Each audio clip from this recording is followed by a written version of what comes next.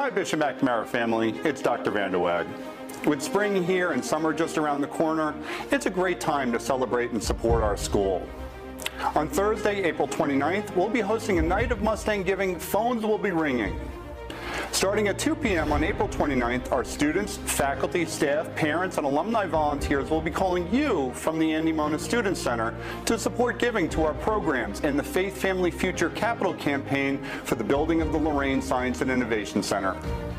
Then, starting at 5 p.m., we'll be broadcasting a live virtual telethon from the Mona Center while our volunteers continue to make calls to our family and friends. The program will include notable Bishop McNamara alumni and friends, as well as our talented and dedicated faculty, staff, and students who will all support our school in its vision to form empowered leaders inspired by the gospel who transform the world. Throughout the night, we'll provide updates toward our goal. It's going to be a fun night as we look towards the end of the school year. So please tune in and, most importantly, support the school. Please give. Thank you, Mustang family, for your support during a night of Mustang giving. Phones will be ringing.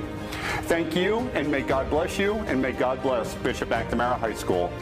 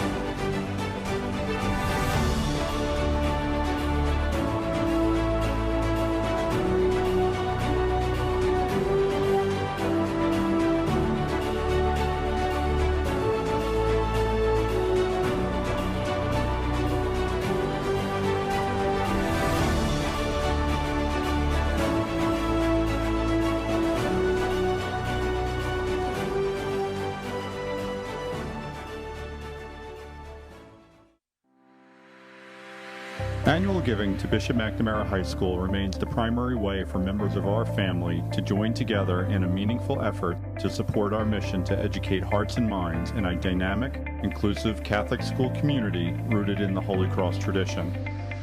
The school prides itself on giving any deserving student an extraordinary college preparatory education that prepares them to meet the demands of higher education, contribute to society, and answer the call to think with Christ, a motto coined by Bishop John M. McNamara himself. Hi, my name is Dr. Barnhart, and I'm the president and CEO of Bishop McNamara High School. Annual giving is a muscle. As we use this muscle over and over, it supports the long-term viability of both our school, our community, but also the rich fellowship that happens within our walls every day. Your gift to Bishop McNamara is more than a gift to the school. It's a gift to the brotherhood and sisterhood that our community provides for every student and every family that walks through our halls. All gifts to the Bishop McNamara Fund impact the school's ability to enhance its standards of excellence in student development, teaching, and facilities, and helps Bishop McNamara High School flourish each year. Giving to Bishop McNamara ensures that we can meet our mission as well, whether it's providing scholarships, facility improvement, or even providing space for prayer and reflection. Your gift to our school ensures all of this continues for many years to come. Your annual gift to Bishop McNamara upholds the spirit of philanthropy that has sustained this school since 1964. Thank you for your generosity and faith in our mission. Please give to Bishop McNamara.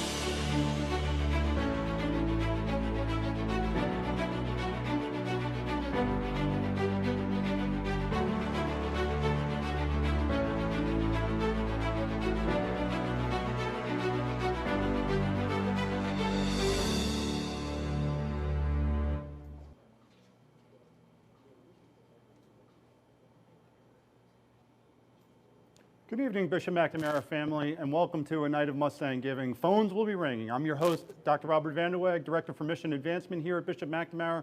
We're so glad that you can join us here for our show this evening. It promises to be a fun-filled evening as we try to support the school through giving to all of our campaigns, whether it's the Bishop McNamara Fund, for the Lorraine Science and Innovation Center. So thank you so much for tuning in this evening. We have a great lineup of guests of Bishop McNamara supporters, advocates, alumni, family and friends. Really an opportunity to really show off the school during this night of giving. So we're really excited that in tuning in this evening. Our first guest on this evening is our new president and CEO, Dr. John Barnhart. So I'd like to welcome Dr. Barnhart to come and join us here on the set. And Dr. Barnhart. Ladies and gentlemen, this is not a drill. It's the B.O.B. Vanderweg, thank you for the introduction and the welcome. Thank you, Dr. Barnhart. So before Dr. Barnhart begins with a little introduction, we're just so glad that he's been able to join us here this year at Bishop McNamara, doing an outstanding job. Came to us as the former director for KIPP-DC and also a graduate of University of Wisconsin, and has got his EDD from University of Pennsylvania. So we're just really excited for you to be here. He has a lovely wife, Erica, his 3 children, Jackson, Brooklyn, and Mason. And so, Dr. Barnhart, just an introduction to a little bit about what a night of Mustang Giving is. Oh, thank you, Dr. Vanderweg. And, thanks for bringing up family and the warm welcome. The entire first year, we're coming up on 1 year of me calling McNamara home, has been such a pleasure. And so to be able to see students in the halls now, to work closely with faculty, to engage with our alum and our community members, really ensures that this experience for our students is one that is as rich as it was pre-COVID. The goal for tonight, the program this evening, was really in response to all that we started to lose throughout COVID. Yeah. We didn't lose McNamara. The spirit of McNamara is alive and well, but we lost connection with one another. And so this evening, we are striving to bring people back together. Let's remember who McNamara is, who our alumni are, who our students are. I'm looking out over students right now as they're calling houses, calling alum, and saying, support us, let's continue the legacy. So the first goal was to bring people together. Excellent. The second goal was to really celebrate that legacy we talked about, right? Pre-COVID, today, this COVID now, and post-COVID as we're looking, in the future. Let's continue to celebrate all that we are, all that we've been, all that we'll continue to be. And finally, it is that long-term success, that long-term viability. So part of tonight is the phone ringing. We are calling people's homes. We've been calling since 2 p.m. We have a goal of getting 200 donations tonight and engaging with recent alum, older alum, community members to ensure that our long-term legacy is alive and well. And so I am so excited. We've been talking about this since November, and it's here in no small part to your planning, your logistics, and we're very appreciative for it. Thank you, Dr. Barnhart. So one of the things that's, he has had the most unique year as any first-year president has ever had.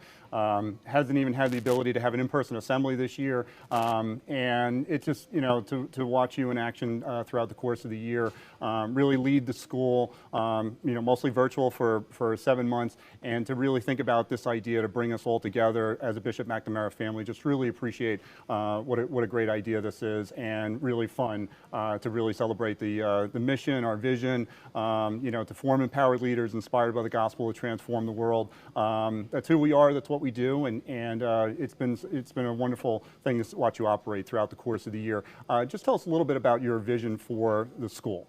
Yeah, of course. And so we are very focused right now on returning safely in person, right? What is the plan coming back? How do we learn lessons from COVID? What parts of our old normal do we not want to become part of the new normal, right? Where in the school, academically, pedagogically, operationally, can we continue to ensure that as a school we remain grounded in our faith, yet looking ahead to the idea of what it means to be prepared for college, prepared for career.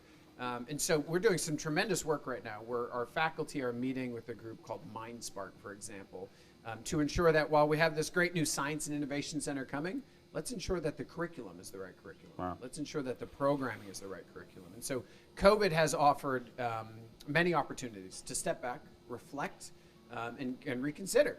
What are we doing really well, and where do we continue to push? And so where are we at in our strategic plan and visioning? We're in the reflection stage. Excellent. We're in the reflection. So just thank you so much. Dr. Barnhart's going to join us later with our President's Forum later on in the show. So thank you, Dr. Barnhart. And we're going to bring on our next guest, our board chairperson, Robert Summers, class of '86. So Rob, come on over. Thank you, Dr. Barnhart, and come on in.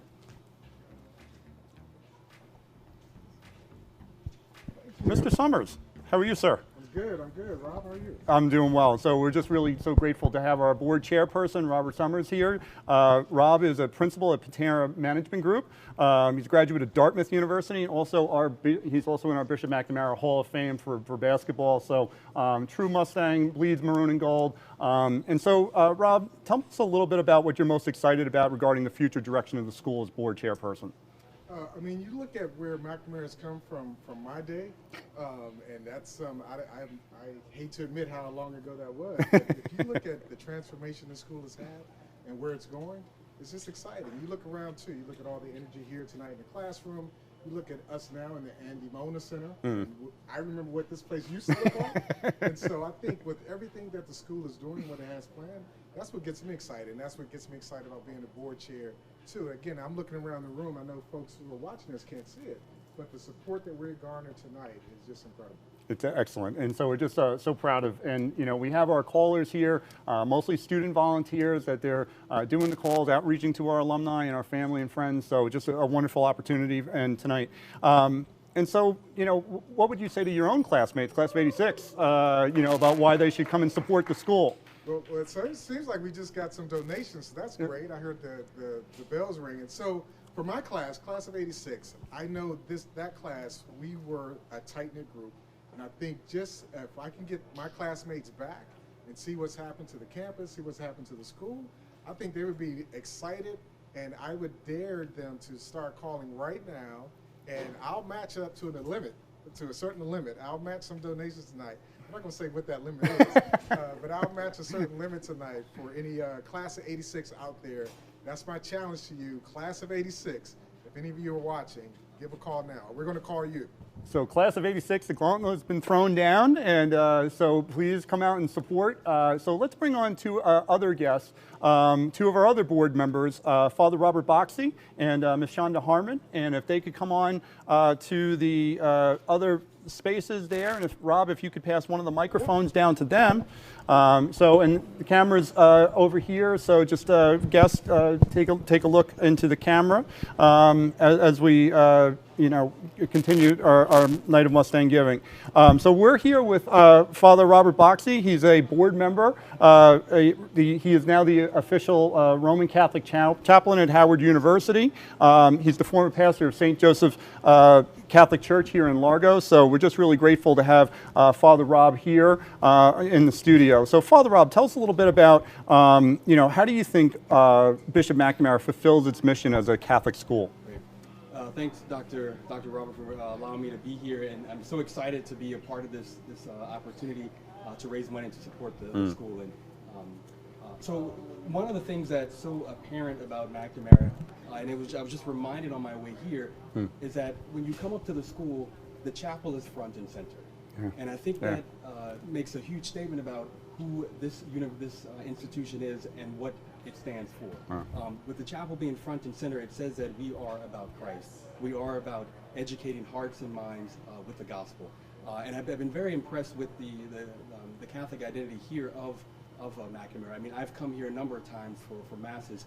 I work with the campus ministry department here, and they've been doing a number of things, especially during the pandemic, to stay connected, to make sure that students receive the services that they need to connect with their faith, to connect with one another, the retreats, through, I think we heard the bell go off again. Excellent. Through retreats, through prayer meetings, getting families involved, and that all of is part of who we are as Catholics and what our faith has told us to keep us together and to keep us connected to one another. Excellent. So one of the things about, in our mission statement, it talks about two words that I think are really impactful that you could speak to. The idea of being a dynamic community, but also inclusive. Could you talk a little bit about the idea of us being an inclusive community? Yeah, great. And you know, this is part of, again, who we are as a church. I mean, we are a Catholic church, which means universal. And part of the mission of the church, you know, education is part of an extension of the mission of the church. And although, you know, many of our students aren't Catholic, you know, their parents and their families have realized the benefit and the value of a Catholic education. And we don't educate those because they're Catholic. We educate because we are Catholic, and that's part of who we are as our identity, and what is alive and well here at Bishop McNamara. Excellent. That's a beautiful way of putting it, and something that's been synonymous with our school, I think, since 1964, and we continue that legacy today. So thank you so much for being here. We're also here with Ms. Shonda Harmon. Ms. Harmon is the owner with her husband, David, who's also a class of 1984, member for Harmon Orthodontics. She's also an alumni parent of two wonderful children, her daughter Kennedy, class of 19, and David, class of 20. So Shonda, thank you so much for being here today. It's really great to see you. And so it's been a while since the two of we've seen each other in person. So we're just so excited. Tell us what it means to be a Bishop McNamara parent of two alumni, or three alumni. Three alum, actually. Not a parent, but, you know, parent, husband, you know, wife of one, and mother of two. Yeah, absolutely. Thank you so much, Dr. Vanderweg, for having us here. And for all of you guys who are out there having those phones ring, we really appreciate the support. As a mom of two Bishop McNamara alum, Kennedy, class of 2019, and my son David, class of 2020, this means a lot. My husband's also an alum. And I've always, since the very first moment I stepped on this campus, when my husband was on the board, back in the early 90s, before we had children, I said, this is the place where I want my kids to go.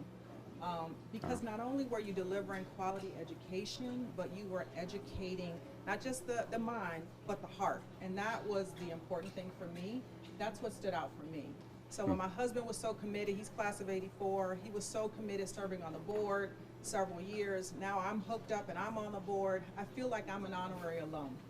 I'm from Ohio originally, so I don't have roots that are here, but I always feel so welcome. And the fact that you're educating young people, being prepared for the next phase of their life, but more importantly, educating citizens for our global community, that's what's most important.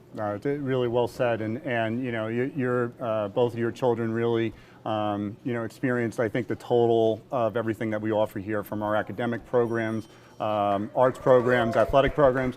So as we keep hearing those bells ringing, and really just in an inclusive community, you know, St. Joseph's program really just did an outstanding job for David, and just really just very grateful for all of your support. So thank you so much for being on tonight. We really truly appreciate it, and just continue to support us, and God bless you. Okay, and our board chair, I think, just did the same thing. I'm going to challenge my husband's class of 84. If you're out there, your class of 84, I think my husband might match. Okay. I'm going to keep it going. So if you're class of 84, get those phones ringing. His name is David Harmon. He might match up to a certain limit. Don't tell him I did that, okay? Okay, so class of 84. Also, the challenge is out there for both class of 86 and 84. Thank you so much, Ms. Harmon. And we're going to go to a video with a special announcement from Brian Larkin, who's another one of our board members. So we'll cut away to Brian's welcome.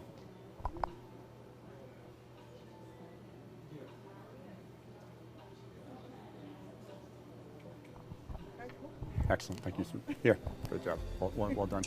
Hello, my name is Brian Larkin. I am a Bishop McNamara alumnus, class of 1999. We're a good time right here. And I'm proud to be serving in my 4th year as a member of the school's board of directors. So I've joined the board because I have a commitment to Bishop McNamara, one that was developed through firsthand experience as a student. I came to the school with not a clear understanding of who I was as an individual, who I was as a Christian, who I was as a growing young man. And through my experience at Bishop McNamara, I had the opportunity to truly understand what leadership was, and to understand the importance of servant leadership, as Ty said, that concept. And I was able to develop and flourish in ways that have set me on the path that I am today. And I think, importantly, I was able to do so in an environment that was diverse and one that was close-knit like a family.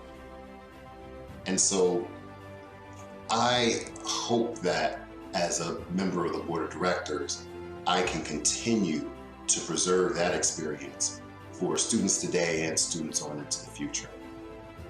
I also hope that you can join me in this effort and give whatever you can to help strengthen the resources at the school, to preserve the culture, but also help develop Bishop McNamara so that it can move forward with new academics and new areas of study, with new opportunities for the students of today and the students of tomorrow. So please give what you can to help support and continue to make Bishop McNamara a crown jewel of Prince George's County and DC region. Thank you.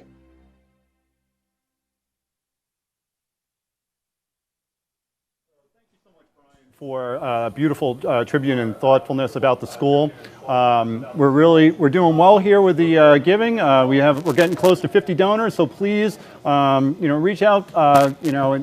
You can find the campaign. You can use the QR code in the corner of your screen, which is a really helpful way of getting onto the campaign. And now we're here with Miss LaShanta Harris. LaShanta is a class of 1993 board member. She's a trial attorney at the U.S. Department of Labor and our mock trial moderator for a number of years, which has won the county championship twice in the last several years. So we're just really excited about having her here. So LaShanta, tell us a little bit about why you support the school as an alumna of Bishop McNamara. Well, I spent the first 3 years of high school at Lorraine High School, which is Bishop McNamara's sister school, and unfortunately Lorraine closed my junior year. And so I came to McNamara, and McNamara welcomed me with open arms.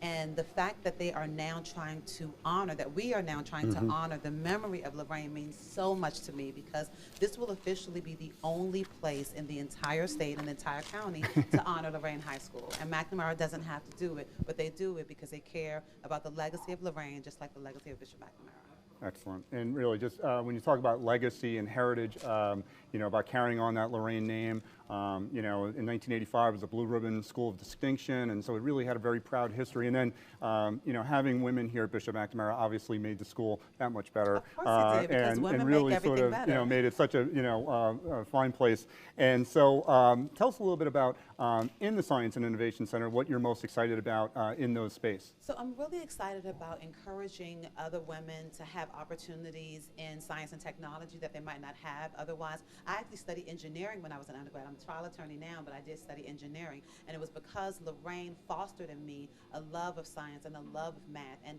I never felt like I couldn't do it. I always felt like anything I wanted to do, I can do. And that we're continuing that tradition with the Lorraine Science and Innovation Center means so much to me, because there's so many girls who still aren't sure that they can work at NASA or work at the Pentagon or do all of these amazing technological innovations. And so I'm really excited that the Lorraine Science Center is going to be home for that.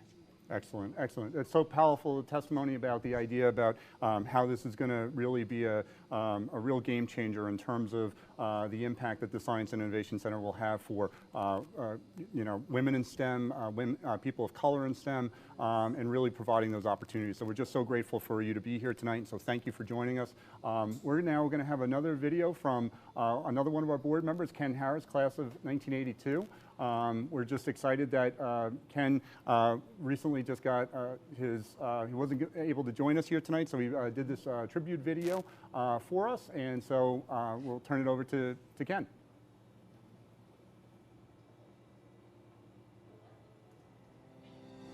Good evening.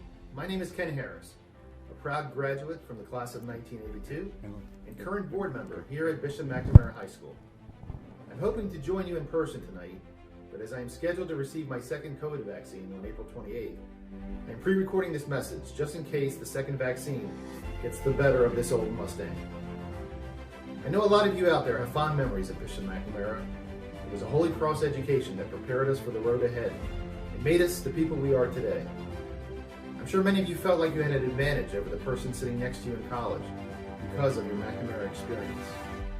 The brothers and teachers prepared us well.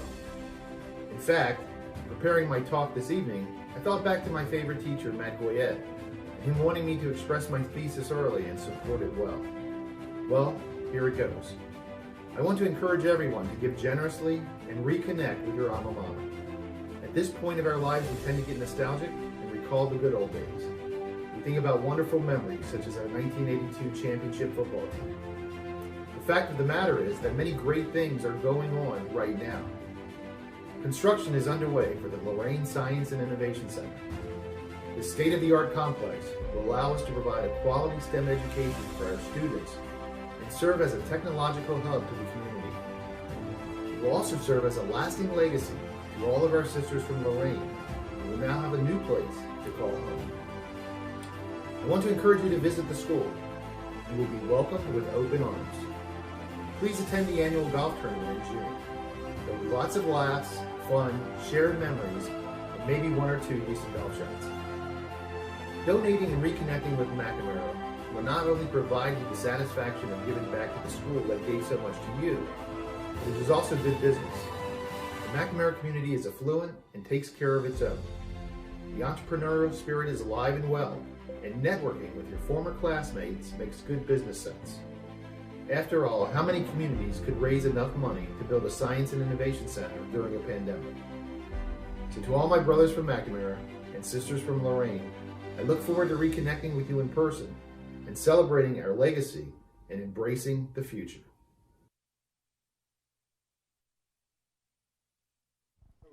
Ken for his words of encouragement. He was truly impacted during his time here by Matt Goyette, who's a beloved colleague, and if we had a Rushmore of faculty, he would be pretty much one of the first people in line. So thank you, Ken, for that wonderful announcement. So we're here now with three very special people that truly make a difference here at Bishop McNamara each day. We have our principal, Ms. Deanne Carter. We have our Dean of 9th and 10th grade, Ms. Herman Gloucester, class of 96, and also our Dean of our 11th and 12th grade, Ms. Laura Keller. So I'm going to start with Ms. Carter. You know, this is her second year as principal. She's worked here as an assistant principal. She used to be on our Parents Club Executive Committee. She was the principal for a number of years at St. Ambrose Catholic Academy, and also a very proud parent of two Bishop McNamara alumni, Brianna, class of 16, and Caleb, class of 20. So we're here, Ms. Carter, just tell us a little bit about the challenge this year. You've done such an outstanding job leading us through this pandemic. Tell us a little bit about what it's like to really run the school in the midst of this really challenging year.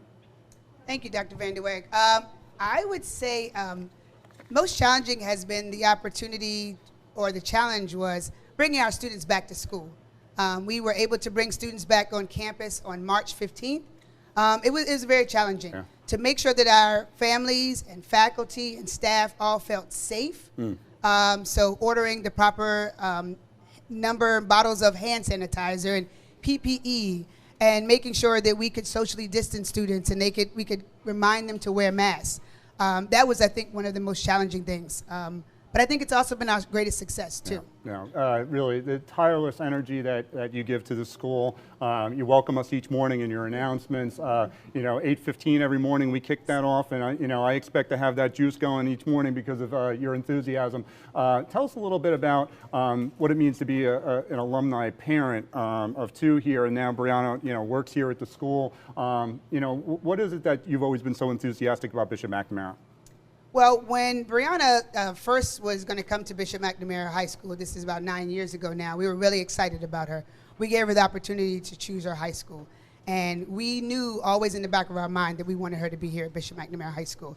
And when she chose Bishop McNamara High School, we were very excited. I had no idea at the time that I would be working here. But the opportunity to be able to work here is really exciting. But the opportunity to grow and love and mentor students each day is something that I really value, and is really exciting for me.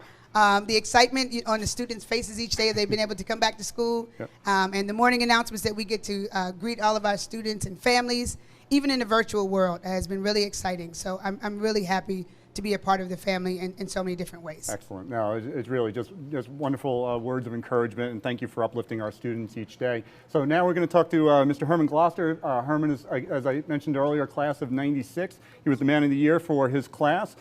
He's played a number of roles during his many years here.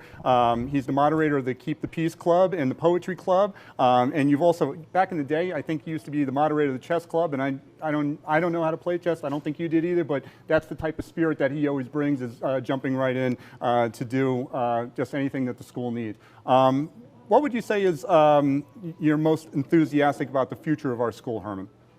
I'm just really enthusiastic about what's going to happen, and being an alum here and seeing the growth that the school has made. I get enthusiastic all the time just about the milestones that our students, I'm able to witness their first day of freshman year, their transition into being upperclassmen, their retreats, the experience they have on their retreat, and then graduation and their college acceptance. So I'm very, very excited about the new Lorraine Science Center. I am most excited that it gives our kids the opportunity to be confident and competent anywhere they choose to go to school, and that's what makes me the most proud. So both Herman and Laura, who I'll introduce in a moment, we're really close with another person who would be on the Mount Rushmore of Bishop McNamara faculty, Rick Middleton, and being a dean of student, just like Mr. Middleton, and really just being a mentor and counselor. We're really just so proud for the both of you that you take up that legacy about what he represented each day of just a person of deep class. And so just thank you for your support. So I turn over to Laura, and Ms. Keller. She was the senior class moderator with Mr. Middleton for many years. She has been a social studies teacher, a number of different classes, women's studies, African American studies, U.S. history for many of her years. She was our Distinguished Caritas Award recipient several years ago, and just really brings boundless energy and enthusiasm and really tremendous humor. There's not a student that's gone by here over the course of her years that does not remember fondly laughing out loud and being hysterical. And I used to play her straight man too, her comedic when I was principal for a number of years. So, Ms. Keller, tell us about what you're most proud of regarding the students this school year. I am very proud of their resilience. This has been a very challenging year.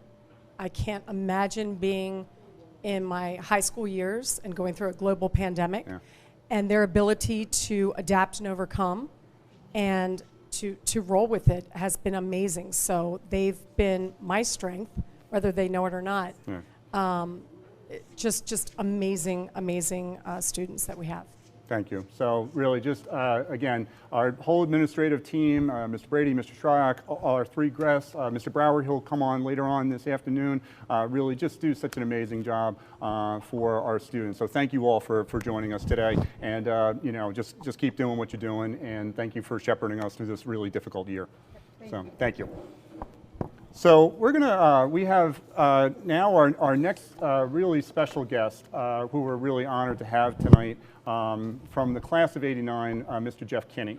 Mr. Kinney, as you all know, is the author of a Diary of a Wimpy Kid series. When he was here at Bishop McNamara, he talks often about why it was such an important formation that he had here, and he'll talk about a little bit about that. But he's also a really wonderful embodiment of persistence. All the success that he's had over the last 15 years, he'll talk a little bit about that it wasn't always so easy about what that success represented, and to now be a world-renowned author. His books are translated in I think over 65 languages. They're available in all over the world. Over 200 million copies sold, and he's a his main character from his books are in the Macy's Day Parade. You know that you have really made it when you were a Macy's Day Parade float. So we're going to turn over to Jeff now. So Jeff, welcome. And it's wonderful to have you on the show. We're just so grateful that you would join us here on a night of Mustang Giving. And so how did Bishop McNamara prepare you for life and career as an author? Dr. Vanderweg, thank you so much for having me tonight. Bishop McNamara has a great reputation for its English department, and I had a succession of 4 really great teachers while I was here. And the standards were set really high from day one with Mr. Odierno, my freshman year, and the emphasis was on essay writing. I'm sorry. So our teachers were really right at a college level. And when I got into college, writing was really a breeze. And not to brag, but I got an A on every essay I wrote in every liberal arts course. And several times the teachers, photocopied my essay and handed it out to the class and said, "This is what an essay looks like." And I always thought about my teachers. All credit goes to my teachers at Bishop McNamara. Of course, now I make a living as a guy who writes as a middle schooler, so it's possible my teachers would be a little bit disappointed in me.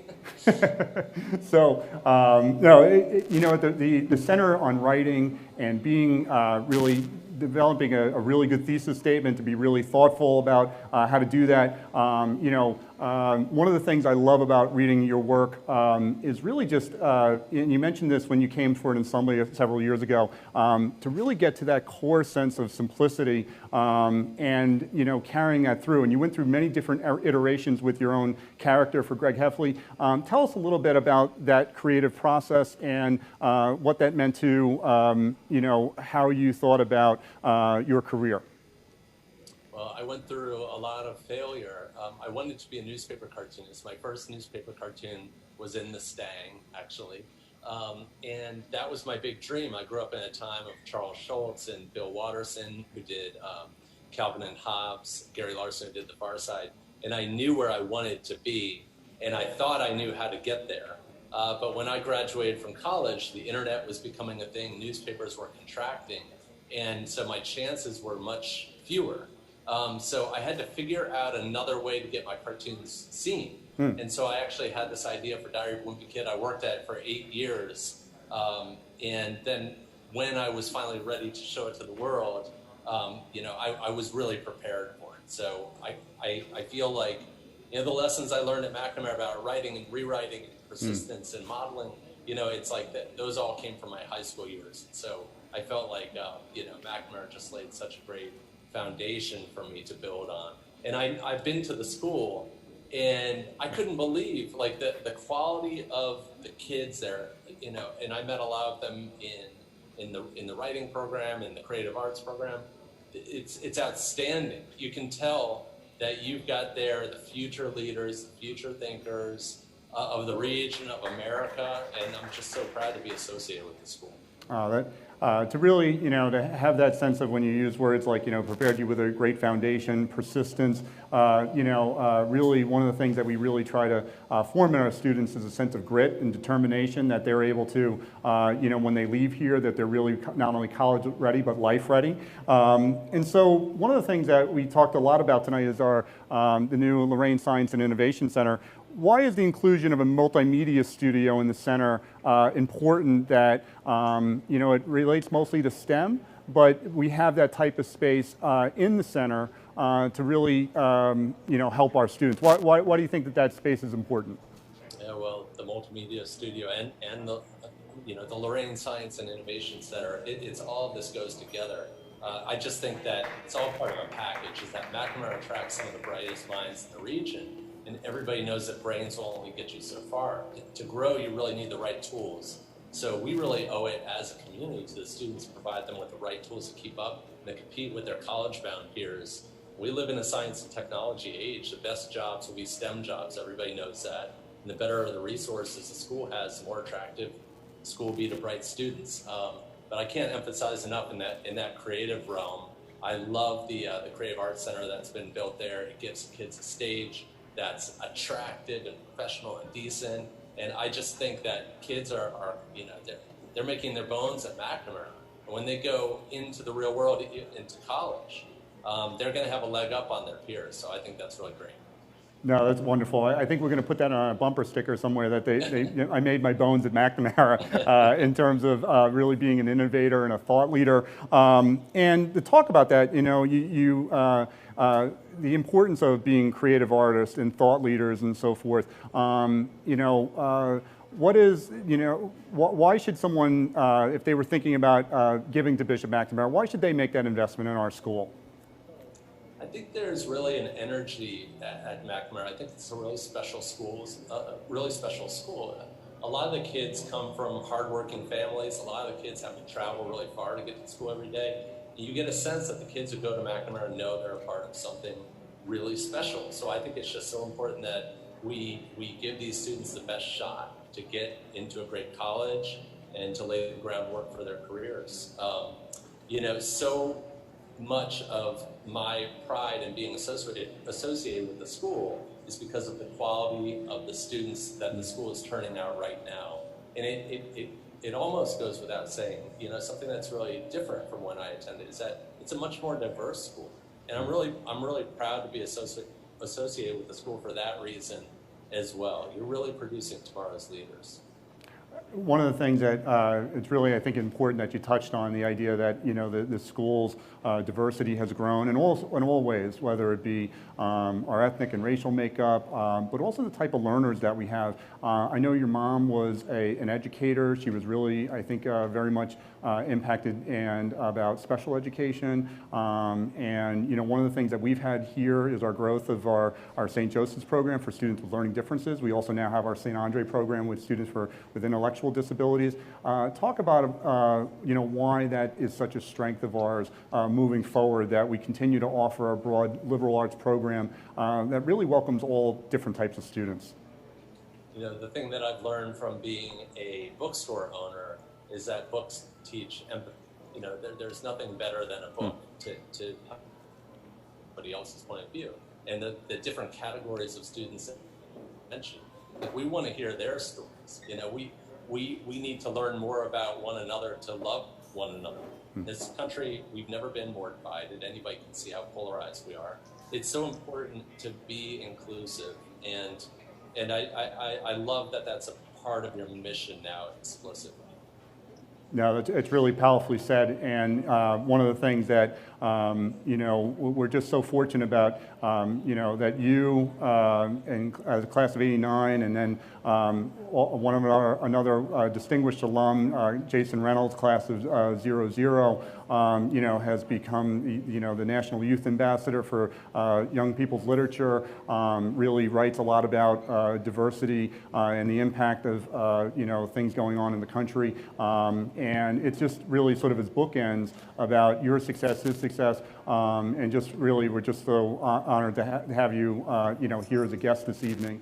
So as a final sort of summation, if you were to sort of just give that 30-second, you know, elevator speech about why to support Bishop McNamara, what would you say? Well, you used the word grit earlier on, and I really like that. You know, there are a lot of schools in the region. You know, some have more money, and you know, and I love it that McNamara. I love the character of the people that go to McNamara, because you have to earn it in every way. And you know, I don't think that my feeling about my school would be as strong if I had gone to a school that was a little bit different. So I love it that everybody there at McNamara knows how lucky they are to go to McNamara, and they make the most of the opportunity. Well, Jeff, thank you so much for joining us this evening. Again, it was such a pleasure.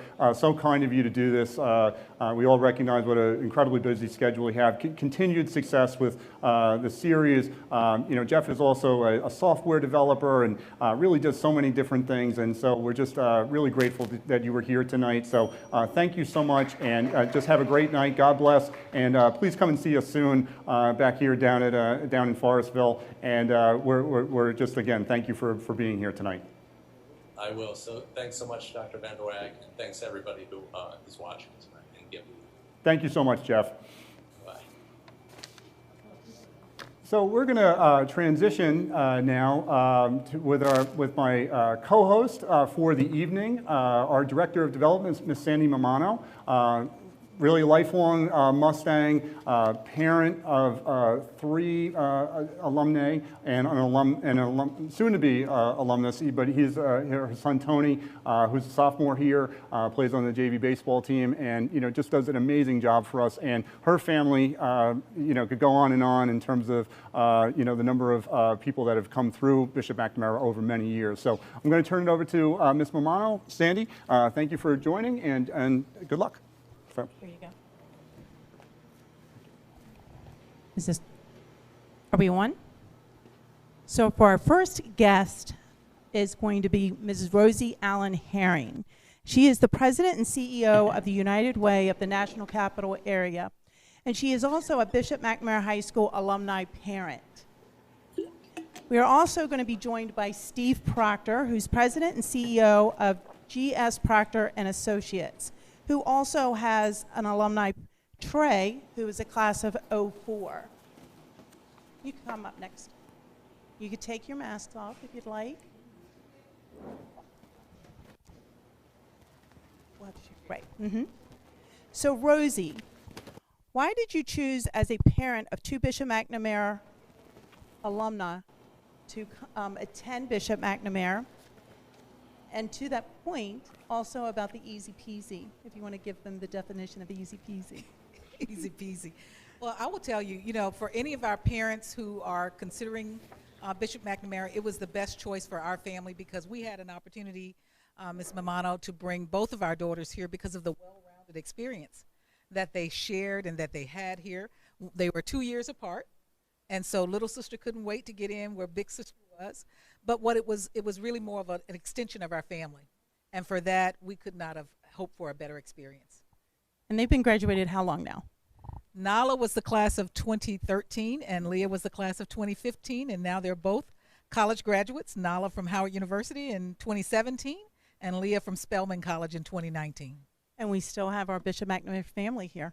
We are still here. Thank you. Steve, why are you a passionate advocate as an honorary co-chair with your wife, Deanne, for the Faith Family Future Capital Campaign? Diane and I thoroughly, what they do at McNamara is not a school, it's really a way of life. And I think it's just awesome. As Rosie just alluded to, it's truly a family here. And I know that's a cliche, but it really is true. Everyone's, it was just awesome. So, no, we're thrilled to be here. Thank you. Rosie, why are you passionate about the Lorraine Science and Innovation Center Capital Campaign? When you think about all that this campus has and the opportunity for the Lorraine Center to come, one, it's deep history because as a female CEO, it's given homage to the sister school to Bishop McNamara. But also we recognize that technology is the future. And so this is an opportunity to ensure that our community, our children, have those opportunities as well. So I'm super excited about it. Thank you. Steve, why do you support Bishop McNamara? Kids called their aunts, their principal, and their grandparents on the line here. I support McNamara because I think it is absolutely critical. It's a big part of the community. I've always said it's not just a school, it really does give back to the community. It's a pillar in the community in terms of giving back to business leaders, community leaders. So I think it's incumbent upon us to support Bishop McNamara. Thank you. And Rosie, would you like to add to that at all in reference to why you do support Bishop McNamara as well? I think it's for any of our families who are out considering whether or not they'll make a contribution. One, no contribution is too small. But two, it really is an opportunity for you to see it come through fruition in our young people. So it is, something that we should all be doing as a part of our community. Bishop McNamara is our community, and it's an opportunity for us to see that come to life in so many phenomenal young people. Thank you. And thank you to both of you for taking the time out to spend with your family here. We appreciate it. Thank you for having us. Now, online with us, it should be, I believe, Tom Borger. Yes, I'm here. Hey, Tom. I'm out Mr. Borger is the chairman at Borger Management, and he is a member of the Executive Corporate Partnership Committee. He's a graduate of Georgetown University. So, Tom, why did you choose to support the school, particularly since you have not had any children attend Bishop McNamara? Well, I met Marco Clark a number of years ago when he was on my board at St. Anselm's when I was chairing the board of trustees. And I was incredibly impressed with his combination of business acumen as well as academic understanding. When he asked me at a later date if I could help out with a very gifted student who had some financial issues, myself and my partner, who's actually on the board now, Ariana Royster, and I stepped up and helped her for the last couple of years that graduated. And then she went on to get a 4-year scholarship to Penn. And to say the least, I was incredibly impressed. And you invited me to a number of breakfasts with students. And the more I met the students, the more impressed I was, and equally impressed by the faculty. I guess one overriding thought I had was I think that Bishop McNamara does more with less than any school I've seen in the area. And it seems like an extraordinary good value. And when you have a lot of choices to contribute, it's always nice to be able to find a home that does the most with the least and is highly efficient. And Bishop McNamara is all of that. Thank you. Why are you so passionate about the Science and Innovation Center? Well, in my environment, we've hired a lot of folks over the years, and I found consistently that people from different economic backgrounds only need an opportunity.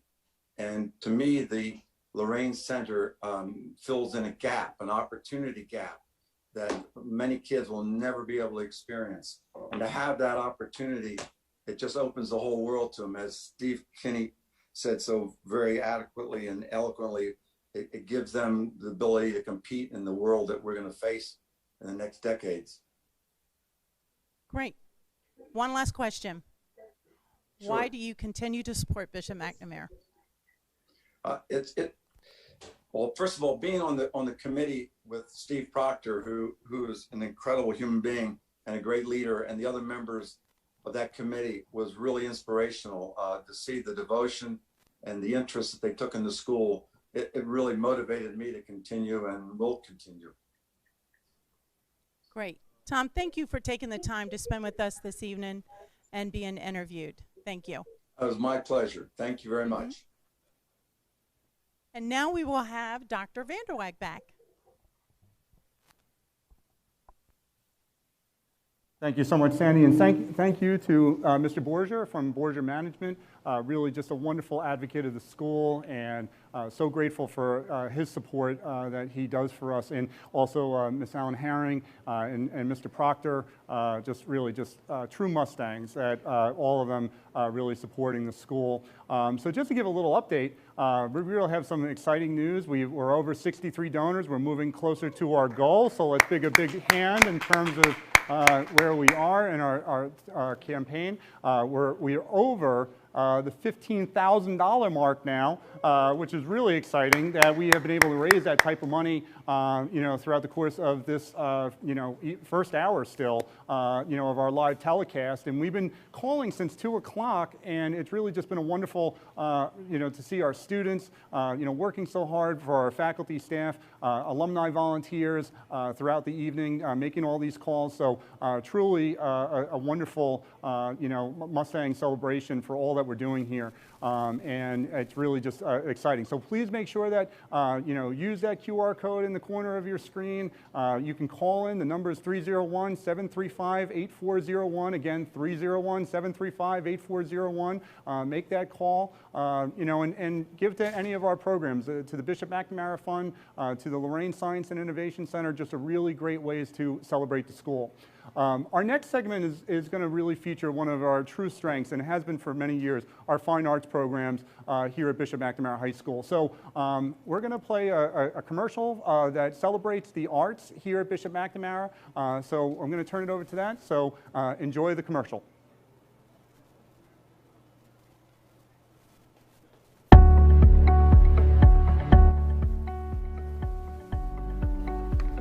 Annual giving to Bishop McNamara High School remains the primary way for members of our community to join together in a meaningful effort to support our fine arts department.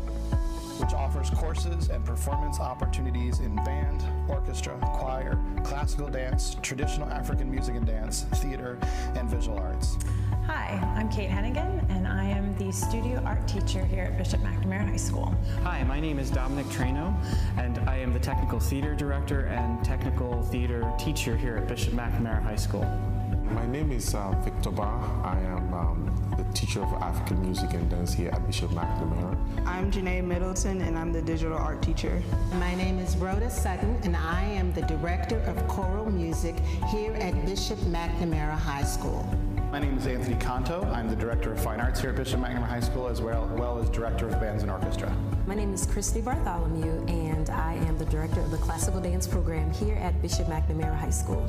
My name is Mary Mitchell Donahue, and I serve here at Bishop McNamara High School as the Associate Director of Fine Arts, the Fine Arts Department Chair, and as theater teacher and director. The fine arts curriculum is designed to awaken and challenge every student's desire to create. Our fine arts department is guided by participating artists who all share the love, passion, and vocation to teach in a dynamic, inclusive school community rooted in the Holy Cross tradition. Visual art is by its nature transformative. You're taking a blank sheet of paper and you're turning it into a thing of beauty. It embodies their creative side as well as their intuitiveness when it comes to the spiritual side of dance. I believe that the fine arts department classes impact students by giving them an outlet to express themselves. I believe that it is a vehicle by which they may have some fun making music and bringing joy to our school through our performances and through our liturgies. Our students are amazing. They're very talented. They are also extremely motivated. We've had students that go on to schools like NYU and some other major acting schools across the country. But number one is the students are just really, really good people, and they really, really try. And the proof is in the pudding, as they say. What we put on the stage, I would rival against almost any theater that I've been a part of. I'm a little biased, but and especially high school productions, we really have fantastic productions here.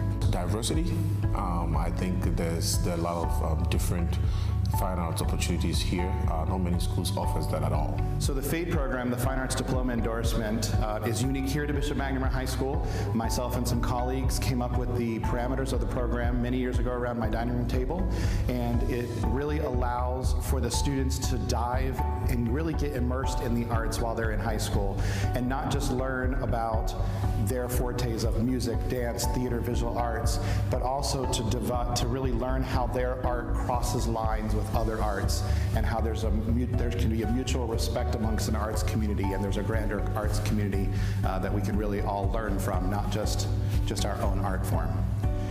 All gifts to the Bishop McNamara High School Fine Arts Department furthers our ability to offer one of the most extensive arts educations in the Washington, D.C. area. Our large ensembles, intimate dance classes, theatrical productions, and art studio offers comfortable, rewarding, fun, yet challenging environments to all participating students, and annual giving to our programs allow them to thrive. The fine arts really develops what people like to call the soft skills. And to be honest, I don't care for that term that much. I consider the soft skills essential human skills: communication, flexibility, teamwork, leadership, and very importantly, time management. These are essential human skills, and the Fine Arts Department really develops those skills in our students, not only to succeed in college, but to succeed, to thrive, and be happy in their lives. Your annual gift to Bishop McNamara Fine Arts upholds the spirit of philanthropy and has sustained this school since 1964. Thank you for your generosity and faith in the Fine Arts Department here at Bishop McNamara High School. We support Bishop McNamara Fine Arts. Please give to Bishop McNamara Fine Arts.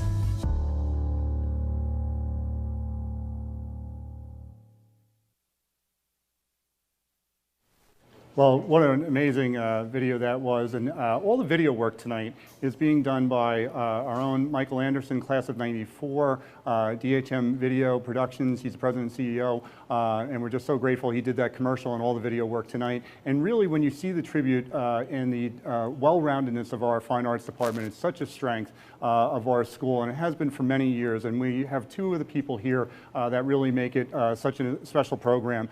We have our director of fine arts, Mr. Tony Canto, our assistant director of fine arts, Ms. Mary Mitchell Donahue. Mr. Canto this year has been named the HESPA Veteran Teacher of the Year for his many years of outstanding service. How many students have gone through with our string orchestra and our wind ensemble, just doing an amazing job. He's an amazing trumpet player himself. And then Mary Mitchell Donahue, here for many years. She's the parent of two of her own children that went through here, and Marion, 09, and Selena, class of 13. And her husband, Dr. Tom, really helps her with all her theater productions, and just so many memories that they've built here for the school over the many years. So, Mr. Canto, describe a little bit about the greatest challenge you've had this year as the director of the bands and orchestra. So this year, just kind of getting our bearings. You know, it was a whirlwind year, well, more than a year ago now. You know, so many things had to change very quickly. We had to cancel our music trip. We had to completely change the objective of our class experience, because our objective really is a group objective. We're teaching individual skills, but we're also teaching teamwork and family techniques of working together. So we just kind of had to figure out how to shift that. And so our assistant band director, Francine, Ms. Hardy, and I shifted to, we called it a fall of fundamentals. And we just took time to really, the time that we don't get when we're having to prepare a concert and prepare music and get ready for one objective after the other, we took time to really make sure we go back to kind of the basics and make sure that all of our students who are coming from over 50 different schools, you know, that maybe they missed how to count a rhythm, or maybe they missed how to play a certain key signature. So we took that time in the virtual arena to kind of be able to really dive back into some things and make sure that they're really getting a great holistic music education. You know, one of the things, as using the words like holistic education, also one of the things that I think is really most special about what we do with our fine arts department is the level of differentiated instruction that students receive. Really, there's no other area that the fine arts do that so well of really, we have students that come here from all ability backgrounds, you know, when they come into our, whether they're in the drama program or whether you're there with you and the string orchestra or the wind ensemble. Tell us a little bit about how you've differentiated instruction, you know, virtually. Well, that's tough, and I know that every art form is going to have a different reply to that prompt, because we all have our, we're all arts, we all have that background, but it's unique to every single art form. So there's no kind of stock answer for all of us. I know the nice thing that we're able to do here with the band program is to be able to get students sorted in various levels, so that we're not completely blowing the minds of some of the younger students that aren't quite ready for it yet, but we're also taking those older students and pushing them as far as they can.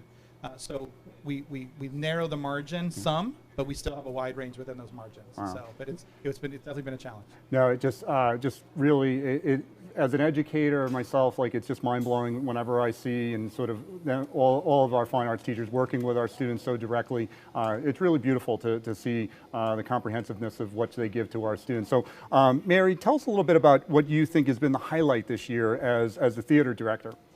Well, this year I learned how to make lemonade. So over a year ago, 1 week before our spring play, Shakespeare's Twelfth Night, it closed 1 week before we were supposed to open. And I kept thinking, oh, well, we'll go back, we'll do this. And then it became apparent that we weren't. So over the summer, I reflected, I thought deeply, lots of long walks, and had the challenge of, how do we do theater in a virtual world? Theater, which is a highly collaborative art, and live theater, which involves that interaction between performer and audience. So the solutions I came up with was to do a musical review in the fall, and we did the Golden Stage.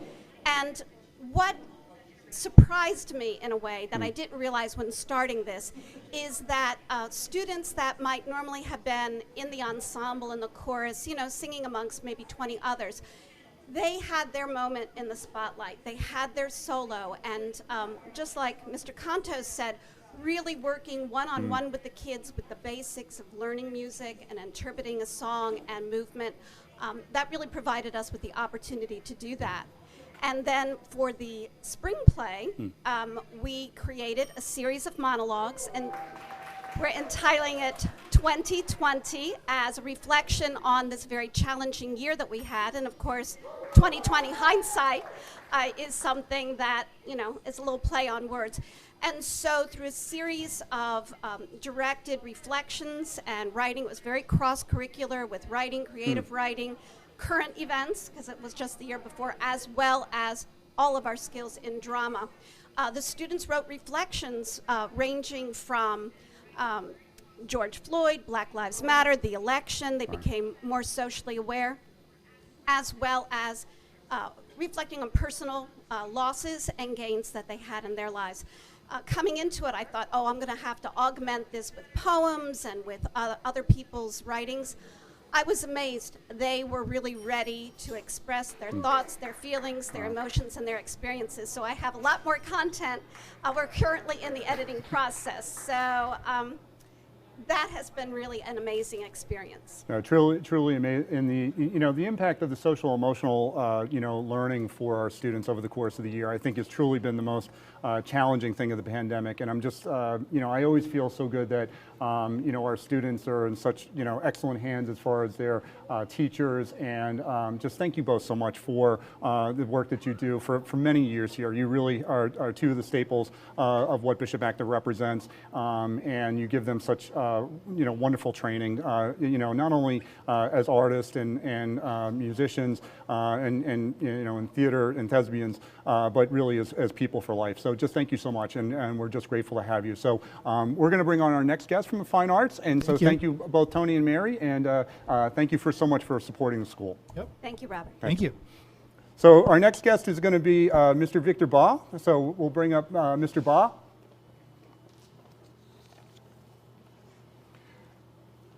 So Mr. Ba is our director of our Sankofa program and our traditional African music and dance. Mr. Ba is a native of Ghana in West Africa, where he majored in dance at the renowned School of Performing Arts at the University of Ghana.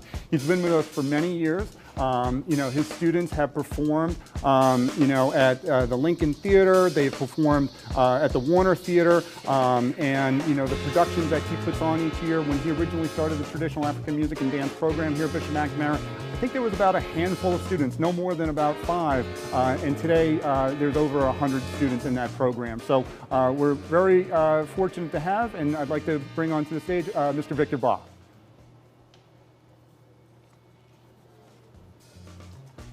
Victor, it's great to have you. So grab the mic, and so thank you so much for joining us here. And as I noted, a number of years here that you've been in here as an educator here at Bishop McNamara. Describe your experience, leading, of what you had to overcome this year for the traditional African music and dance program. Thank you. It's been very challenging. I mean, to dance is to be in a space where you can be corrected in all the arts and science of dance. Is just to be able to come into a space and learn the rudiments, the fundamentals, learn how to dance, learn how to move, and get corrected by a teacher. There's a lot that happens that doesn't translate at all when you are actually teaching virtually. So it's been rather challenging. So when we came in, the students were all optimistic, thinking that we would actually end up coming in at the end of the year to finish with a great production, which is basically what we do at the end of the year to mark the year. But we set our own goals. We said whether we are able to come in or not, we will work hard as we always do. And in classes, it's been quite challenging so that the kids dance. They try to dance virtually, and they are not able to express themselves as they would if they were in class, and I was able to correct them. Also, we have this communal aspect that we are actually missing, where we can have the connection with other students and stumble together and rise together and work through things. So all of those things we are missing, but we have tried as much as possible to do better. our best. No, it's wonderful, and you know, the passion, the energy.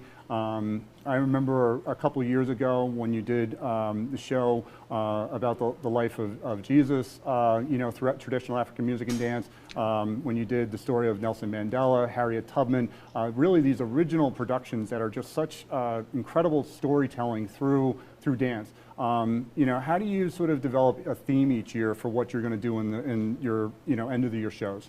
Yeah, we begin in the summer, and those we think about different stories that we can tell. The ones that we have already touched on, we don't really go back there, and we say, what are the story at stake? What can we talk about and translate, you know, into dance that will actually benefit the students that we have, and then we think of the various characters that we have that we can actually put into the production. So that will be in the summer, and then we start writing the script to fit the story, and then we do auditions. So we think a lot about the students, the kind of talents that we have that year, and that help us sort of choose the production that we are going to work on. No, it's really amazing to see, you know, what the students learn because as a result of that process. Yeah. So, and you know, to really, you know, get into the sort of the bones of the story of someone like Harriet Tubman or Nelson Mandela. And again, the year that I saw the life of Jesus through African music and dance, I remember when you had Eric Powell, class of '15, you know, sort of really just it was an amazing portrayal of all those biblical figures. Through that story. Just thank you so much for the work and effort that you give and among the whole Fine Arts Department. Yeah. So thank you for being here as our guest, and just continued success with your program. And thank you for being here tonight. Thank you for inviting me. Excellent.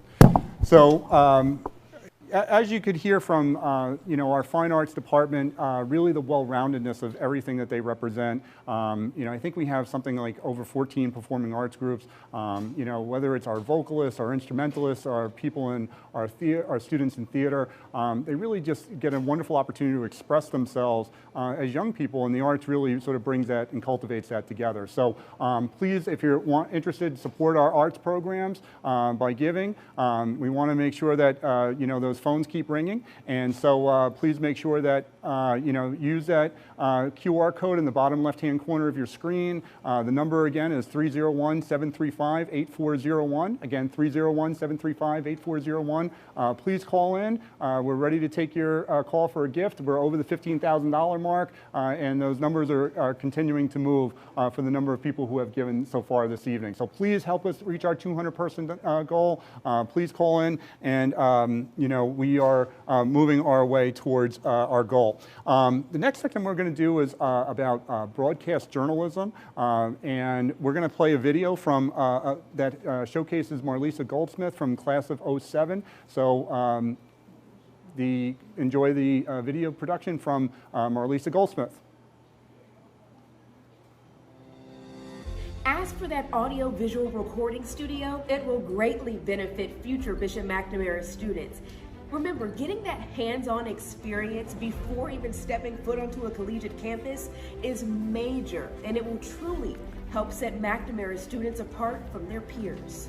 I support Bishop McNamara High School because, first of all, I'm a proud Mustang through and through. I graduated in 2007, and Bishop McNamara really set the foundation for my future endeavors. It's where I gained my work ethic that would help me navigate the collegiate level and eventually propel me into my career.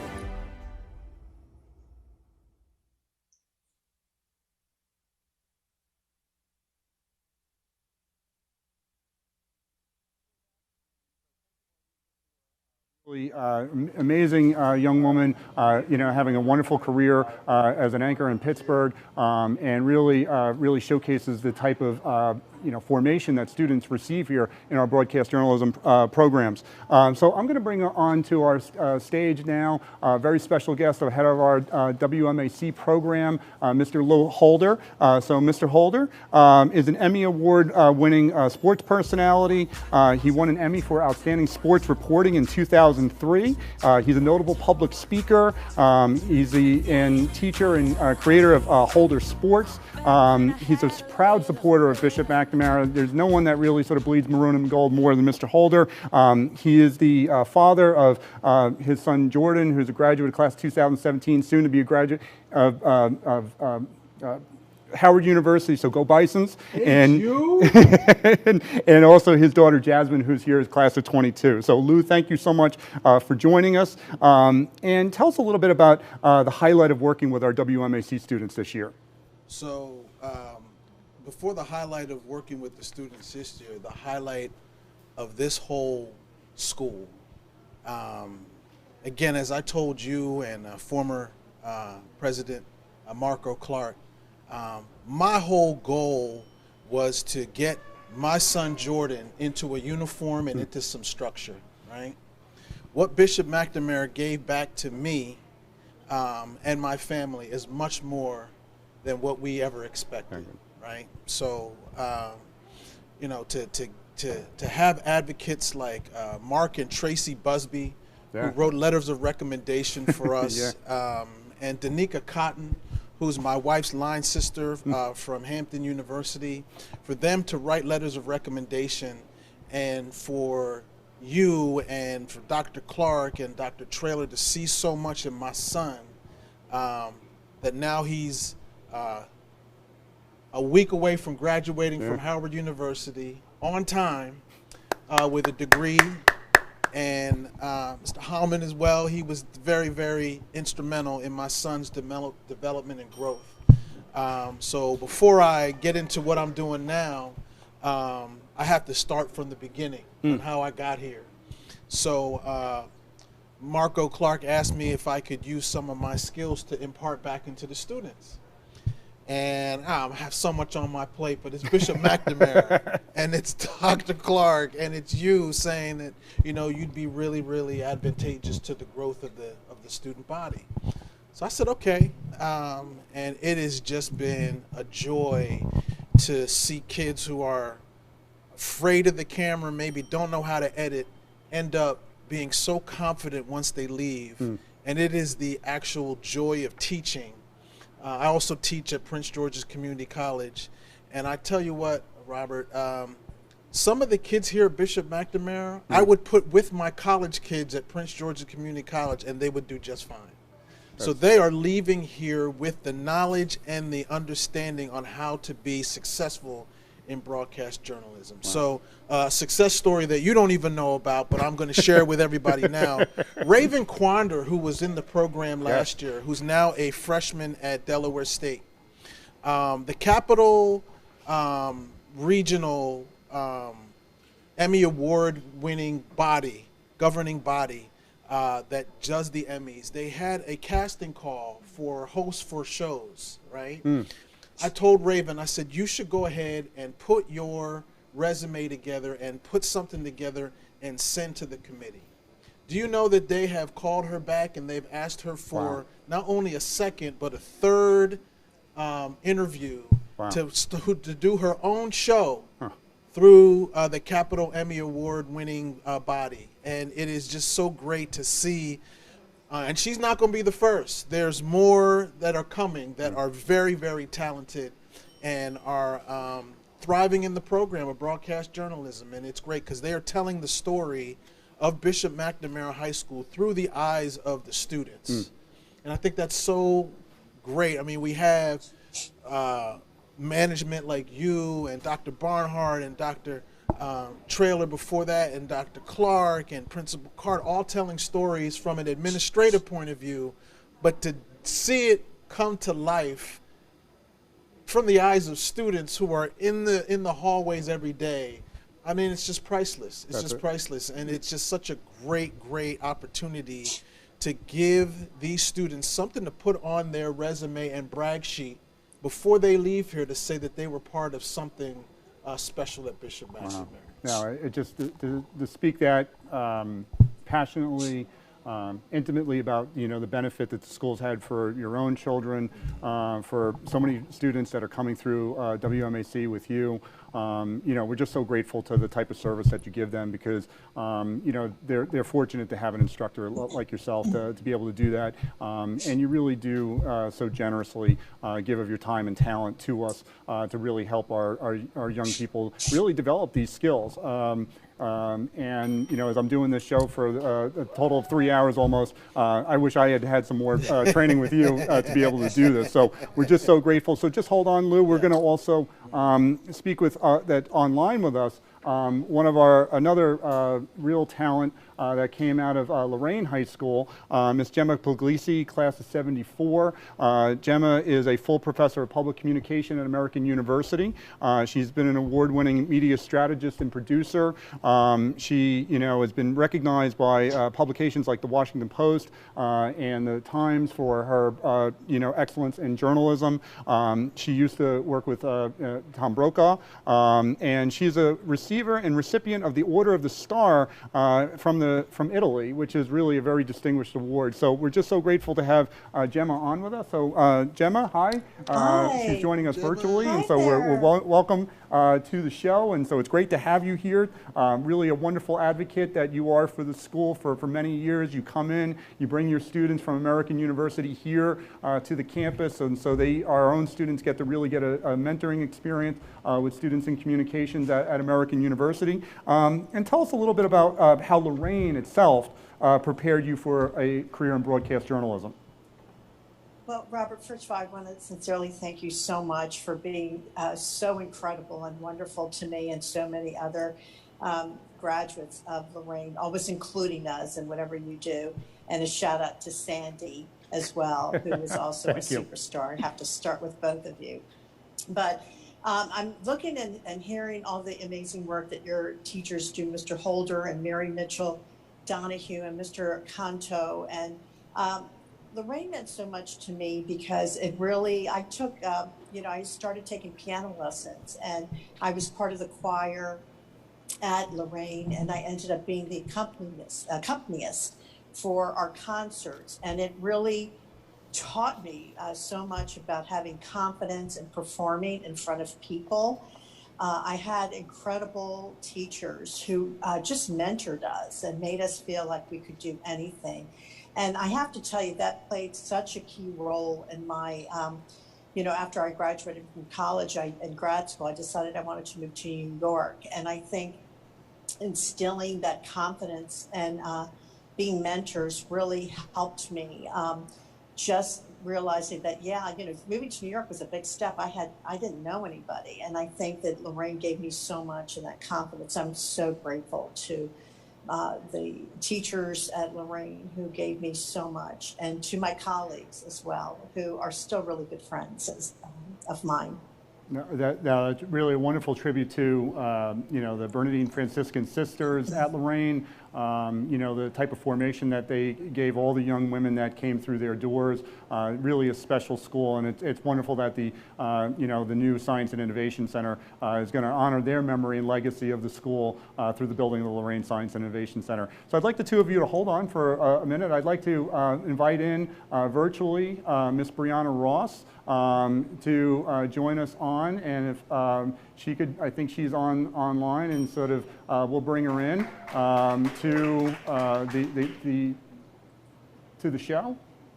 Yeah, I'm here. Hi, everyone. Hi. Thank you so much for having me.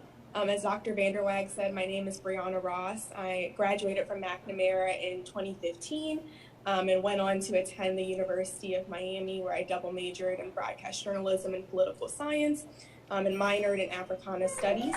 Currently, I am a reporter at Wink News in Fort Myers, Florida. I'm actually at work right now, as you can see some of the equipment here.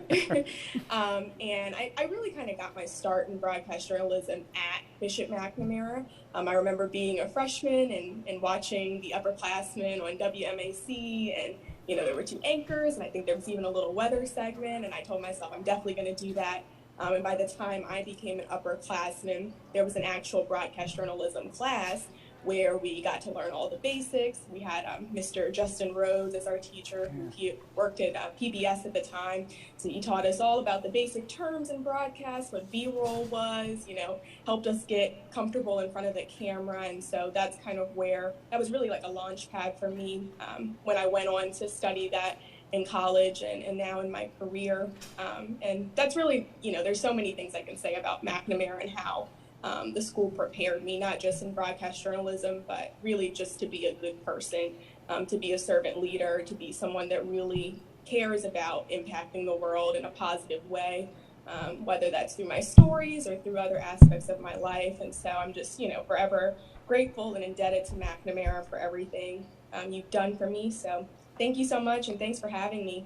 No, thank you, Brianna. And, you know, I've used the statement several times on the show tonight of our vision of empowered leaders inspired by the gospel who transform the world. And, you know, you're one of those people. And so we're just so grateful that you're here tonight. And really this wonderful team of, you know, broadcasters that I have around me, and Lou and Gemma and Brianna and Marlisa, who did and there's more. JT Whittington, another one of our graduates, is a local, you know, field reporter, and I could go on and on. There, you know, the Feathers, and so we really have a very strong history here. Any one of you, just one of you, 30 seconds about why someone should support Bishop McNamara High School. Lou? You're looking at it. Well, that's I mean, you're looking at why you support Bishop McNamara High School is because you're going to get more than just the students are going to get more than just an education, right?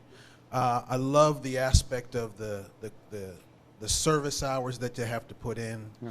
I love the fact that, and you know, when I first got here, and the people would tell me that the kids don't leave here, right? After school, they stay around. I was like, who does that in high school, right? Like, they have other things to do. And it's actually true. The students stay because they form bonds. And I remember when Jordan was here and now with Jasmine, I have to tell them it's time to leave. It's time to go home, you know, because they want to, it's a safe refuge. It is, you know, you hear all the terms about it's a family, and you're like, come on, how much of a family can it actually be? And then you see it, and it's as advertised. I mean, Yeah. There's so much more than just getting a education per se, book education. You get life education, you get social education, you get all kinds of things that are not actually in the description of your diploma, but you get all of it in the 4 years, and then proud alumni come back and talk about it, and that's why you should support and send any student you have to Bishop McNamara High School. Well, That's just my This no, is my that, take. that sums it up well. And so thank you, Lou. Thank you, Gemma. Thank you, Brianna, for being here tonight. We're just so grateful. You. So thank you. And, all the best. Thanks, Congratulations. Thanks, Thank Brianna you. and Gem and so forth. So bless. thank you. So, and we're just going to have our next special guest, a really special person here in the Bishop McNamara family, join us here. So come on out, Mighty Mac. So let's give a big round of applause for Mighty Mac. So, you know, he's everyone's favorite spirit animal, and you know he has a special message to donate now. We're getting close to the 100 donor mark, so we really want to hear those phones ringing. We want to make sure those bells are ringing. So please come and support the school. Mighty Mac is calling you out to do it. You know, the QR code is in the corner left hand of your screen. Mighty Mac, come on over to the camera a little bit, all right, over that way. And you are doing great there, Mighty Mac. And so, you know, thank you for, you know, just always bringing good cheer into our community, a lot of love and a lot of family spirit, which is one of our trademarks, you know, as a Bishop McNamara family. So thank you so much, Mary Mac. We'll have you back in a little bit. And so let's bring over our next guest, Mr. Bob Nolte. Bob, come on out. Mr. Nolte is our Director of Enrollment Management. He's a veteran teacher for more than 25 years. the past 22 here at Bishop McNamara. Many is our math teacher, and he's a proud graduate of Florida State University. He's a licensed U.S. Soccer Federation coach, and he's also going to tell you a little bit about, you have a lot of children here at Bishop McNamara, and just really proud of that fact. So tell us about why you send your children to Bishop McNamara High School. So I just want to share that, yes, I've got 3 children. And this is the one school year where all 3 of my kids are at McNamara, so we're just excited to have them all be a part of this Mustang tradition. But why do I send my 3 kids to McNamara? Being a teacher here for so many years, I just get excited about the faculty that they'll experience through their 4 years here at Bishop McNamara. You know, your Angelina Dielmans, your Mike Posniaks, just to name all of them. I mean, the experiences they'll have through Kairos retreats, and I just know that as they finish up, my oldest is now a senior, ready to graduate. We'll continue in the Holy Cross tradition by attending St. Edward's University in Austin, Texas, and I just know that that once they leave McNamara and head on to whatever college university they choose, that they're going to be well prepared and just become great citizens in this world. Excellent. And just really just such a wonderful representative of our school too, that Bob is, and wonderful teacher, educator, and really just bleeds maroon and gold. Tell us a little bit about the percentage of students who receive financial aid here. What is the average award, and why should someone support Bishop McNamara High School, especially our scholarship programs? Yeah, so we support about 2/3 of our student population through scholarships and financial aid. Some of those are obviously merit-based awards where they earn them through their academic achievements, but many of them are need-based. And so the average award that students get here averages around $4,500 towards tuition, if you include all the different types of awards that students can receive. So it's the tremendous support that we get from donors that help us to support families and give them the true McNamara experience through their 4 years of high school. Why I think people should support, I was just watching you interview Brianna Ross, who's one of my former students. A little sad she didn't pursue a math background. She was a fantastic math student, but I know she's done tremendous things in the journalistic world. But it's just kids like that I just think back, of the tremendous impact that this place has had on so many kids throughout my 23 years here at McNamara. I can't think of a better way to put your money towards. So I just think it's just a tremendous place. No, it truly is an investment for a lifetime, and as Mr. Proctor said earlier, Bishop McNamara really is a way of life, and so really just well said. So thank you so much, Bob, for joining us here this evening. We're going to turn over to our next guest that's going to talk about our Project Pride program, Miss Tia Bell. So we're going to invite up Miss Bell, who's our freshman counselor. She's also our JV girls basketball coach. Later on in the program, we're going to celebrate Bishop McNamara athletics and talk about all things. But she's going to speak. She's also a graduate of North Carolina State University. So, go Wolfpack. I'm a Duke graduate, so I'll cut you some slack a little bit. But and tell us a little bit about the Project Pride program. Yeah, Project Pride is a student-centered support program here. It's actually been in existence for 22 years now. And when it started, it was a infant of the admissions office seeking to support students who needed more academic support. Fast forward 2 decades later, I've been the director for 3 years. I have an assistant director. Shout out to Mr. Herman Frazier. And we support our students holistically. I'm ironically the freshman counselor, and he's the junior counselor. So we are grounded in college prep, holistic development, social-emotional learning, understanding of self, all that beautiful stuff. So we get to really support the development of young people and students. No, Ms. Bell plays such a wonderful mentoring role to all the students that come in here as freshmen. She really, really acts as a wonderful mother to so many of them. They really get that love and personal, concern for each of the students. So we're grateful for your support. Could you just tell us what the PRIDE stand for Project PRIDE, like the acronym? Yes, so again, student-centered. I'm really big on youth voice, and that's all throughout our curriculum and mentorship. And PRIDE actually stands for what students created to be positively reinforcing independence, determination, and excellence. So we are Project PRIDE, we are support.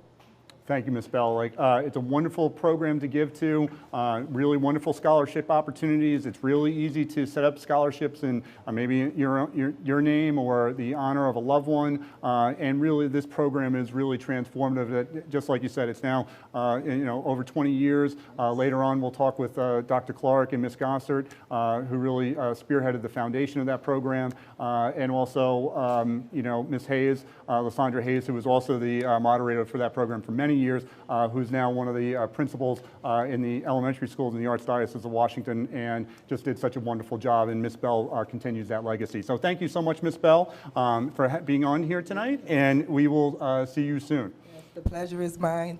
Thank you all for listening. Your hearts and ears mean the world, and we have 67 students that we adore every day. So we hope that you are able to help us sustain that. Thank you. Thank you, Ms. Bell. So our next guest is a very special person in our community, Dr. Abigail Greer, and this is the first time on live television that we will be able to introduce her as Dr. Abigail Greer. She just recently defended her dissertation at Creighton University for their Leadership and Administration program. She's become an expert in inclusion education. She's our Director of Support Program. She's our former admissions director. She started here as a biology teacher with the dream of Dr. Clark bringing her in here to put her in the classroom, and so she works with all of our students, but she's also the head of our St. Joseph and St. Andre's program, our St. Joseph student for learning differences, and our St. Andre program for students with intellectual disabilities. So thank you, Ms. Dr. Greer, for being here tonight. She's also the proud parent of Will and Katie, and so they're here in the audience helping to make phone calls. I think Katie already got 3 donations. So tell us a little bit about both the St. Joseph and St. Andre programs. So thank you, Rob. The St. Joseph program is in their 12th year of existence. We serve 57 students who have learning disabilities that have been diagnosed. This program is fully inclusive, and these students go on to college. Most importantly, these students are McNamara students. So for those alum that were around before we had this program, these are students that were always walking the halls at McNamara, but now they have additional support to really make sure that their experience is right where it needs to be. Our St. Andre program is in its 3rd year.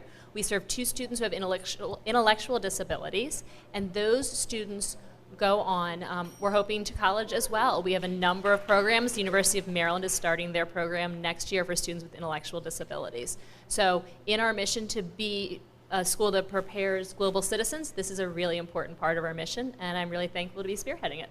No, just wonderful, and just thank you so much for the work that you do with all of our students, but particularly in those programs. If you were just going to give why someone should support Bishop McNamara, what would you say? So I did not go to Bishop McNamara, but to say I grew up here would definitely be a truth. I walked in the doors here as a teacher when I was 22. I had just graduated from undergrad, and anyone who was in my class that year knows that I didn't really know as much about teaching as I do now.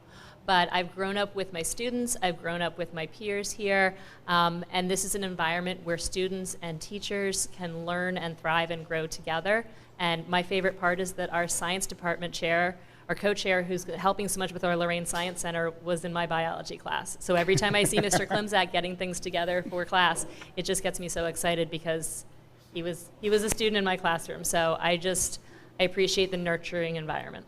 Thank you, Dr. Greer. So thank you so much for being on tonight and joining us, and go Mustangs. And let's bring over our next guests, our Director of Campus Ministry, Amanda Saunders, and our Assistant Director of Campus Ministry, Mr. Sam Hardwick.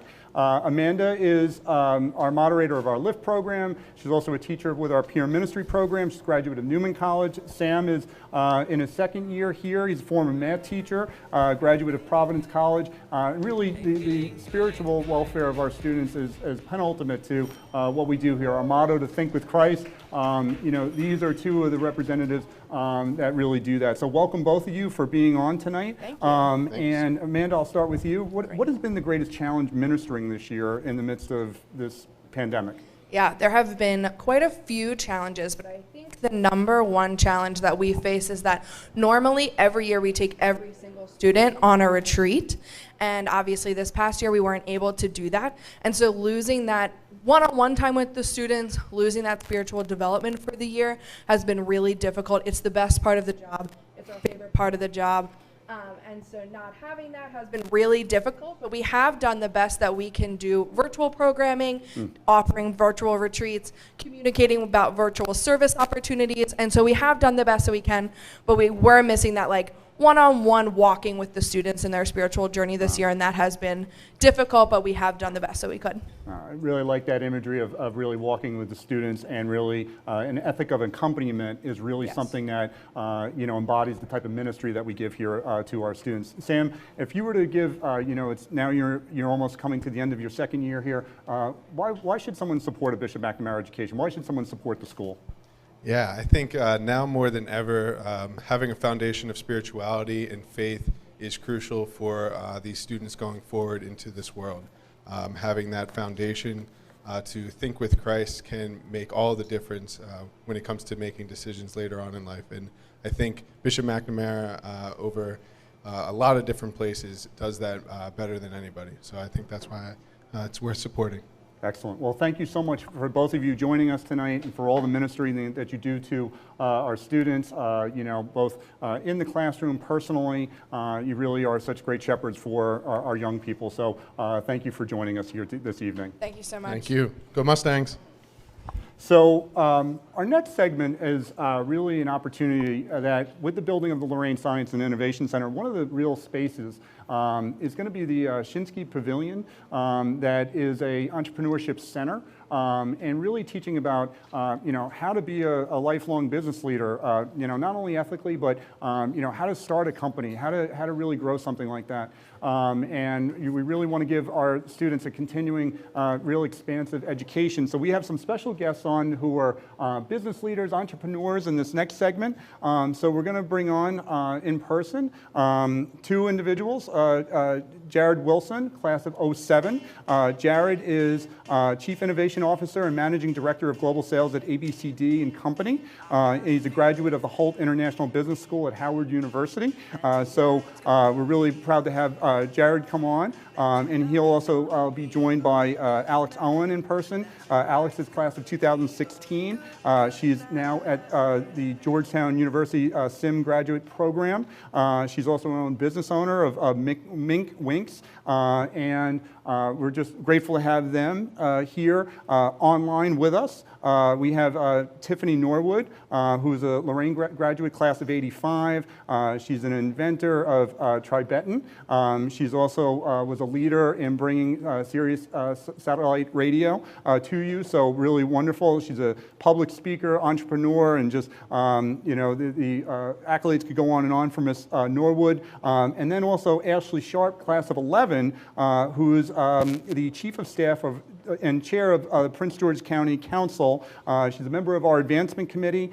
She's a graduate of the University of Maryland. We have a lot of University of Maryland graduates with us, and also Georgetown graduates, so that rivalry as a Georgetown graduate, but with so many Maryland graduates, it's nice to see, supporting the local schools in the area. And so really just a wonderful collection here of business leaders and so forth. So I'll start with our in-person guests, and then, transition over to the virtual guests. So Jared and Alex, welcome. Jared, tell us a little bit about how a Bishop McNamara education prepared you to be an entrepreneur and business leader. Yeah, that's a great question, and I'm happy to be here as well. I don't know if my mic's on, but I'll just say anyway, so hopefully they can hear me out there. But yeah, no, it's a great question. I think especially during my time at McNamara, a big part of the learning was just being open to opportunities that I didn't necessarily know existed at that time. And so, as I was going through class and just learning, I think it was here when I first learned how to build my first website. That's okay. Give it, if you could, Alex. Yeah, give that. Okay, let's try this again. All right, this time for the people in the back. Hello, everyone. Yeah, and thank you so much for that question. As I hear bells ringing, so money's coming in. That's what we like. There we go. I'll take that pause for the money. So, a big part of my education here at Bishop McNamara was really just the opportunity to be exposed to things that I didn't know existed. It was on campus the first time I learned how to build a website and understand what it meant to go through my own personal finances of understanding what business meant. It was my first time being a part of an innovation team, building doing a challenge and creating a new product from the ground up. So, you know, if it wasn't for that exposure, I don't necessarily think I would even be aware of the different opportunities I would have had coming out of graduation and going into the real world. Wow. No, just really about the foundational success of Bishop McNamara. So I'll turn to Alex, and same question. How do you think your Bishop McNamara education helped you to sort of, you know, be a growing entrepreneur and future business leader? Honestly, I believe it had a lot to do with the network. Like, I genuinely think that I would not have had the confidence had I not seen some of my classmates or those who came before me chasing their dreams and actually putting, you know, the hard work and the dedication into what they believe in. Wow. So I believe it was the network, the people who are a part of McNamara, and I tell you this all the time. Yes, you the do. members of the McNamara community really keep McNamara afloat. And, you know, it's important to keep that network and keep that connection, because genuinely, like, I have developed the best relationships of my life professionally, you know, and I just feel like McNamara has done that, and it's provided people with that opportunity to feel that confidence and that stability and create that network and strengthen it, even with events like these where we've come back, you know, we're granted these opportunities, and I feel like that's what really keeps me motivated and has taught me most about entrepreneurship. Excellent, and just so thank you for, you know, for being both of you here tonight. Just stay with us, and I'm going to turn over to our virtual space with Ms. Norwood. Tiffany, hi, how are you? Hi, how are you all? Great, it's great to have you. Thank you so much for joining us. Tiffany, you know, I was able to give a little bit of background, a bio about all of your accolades and what you were able to do in your career and I know you've described yourself often as a serial entrepreneur. Tell us about the formation that Lorraine gave you for, you know, eventually what became your career as a business leader. Oh, I mean, Lorraine was everything for me. As a Black woman born in the 60s in the US, the idea of having dreams of inventing and creating and starting companies and traveling the world and leading was so far-fetched for the society around me. But when I got into the Lorraine space, it was fully embraced. And you know, when I went to Lorraine, I went there from the age of 13 to 17. So I graduated when I was 17, came in when I was 13. So I literally grew up in Lorraine, and I had already started, you know, the proverbial lemonade stands and a variety of other companies practicing. And when I got to Lorraine, it was, you know, supporting me with junior achievement. And so at 13, I immediately did a junior achievement company, made it all the way to regionals that I remember it was held at GW, and won some of the awards. And that was the support and the foundation given to me by Lorraine. I started learning to code just before I started Lorraine, and it was supported literally with book and paper. And even though they didn't have coding classes then, I was able, with that support, get accepted to Cornell University College of Engineering Computer Science major. I had my first patent while I was at Cornell, and I went on to Harvard Business School. And my career has spanned 7 startups, 2 IPOs, a patent. You mentioned satellite radio. I raised $700 million in the 1990s to build and launch a satellite radio company, of which XM Radio was the North American satellite. And all of that foundation of both the education, the humanities, the leadership, and the faith, because I was so far, there wasn't even a box. It wasn't even being outside of the box. I would many times, even still, be the only Black, the youngest person, and the only woman in a room. And Lorraine gave me the foundation to be able to speak up, stand up, and claim my dreams and my place in the world. No, thank you so much, Tiffany, and really that foundation that we've heard from so many of the Lorraine women tonight, you know, talking about, you know, the preparation and formation that they receive, and you have your beautiful Lorraine, you know, jacket on tonight. Really proudly demonstrate the beautiful blue, and we will definitely have that, you know, in the new building of that lovely color, and it goes well with maroon and gold. So, you know, so we're excited about Mustangs, but you know, I have to a shout out to my Lorraine sisters. And I don't know if you mentioned this earlier in the program, but we're coming together on June 12th live to support the new Innovation Center. That's going to be our namesake. Well, thank you so much. And we'll turn now to Ashley Sharp. Ashley?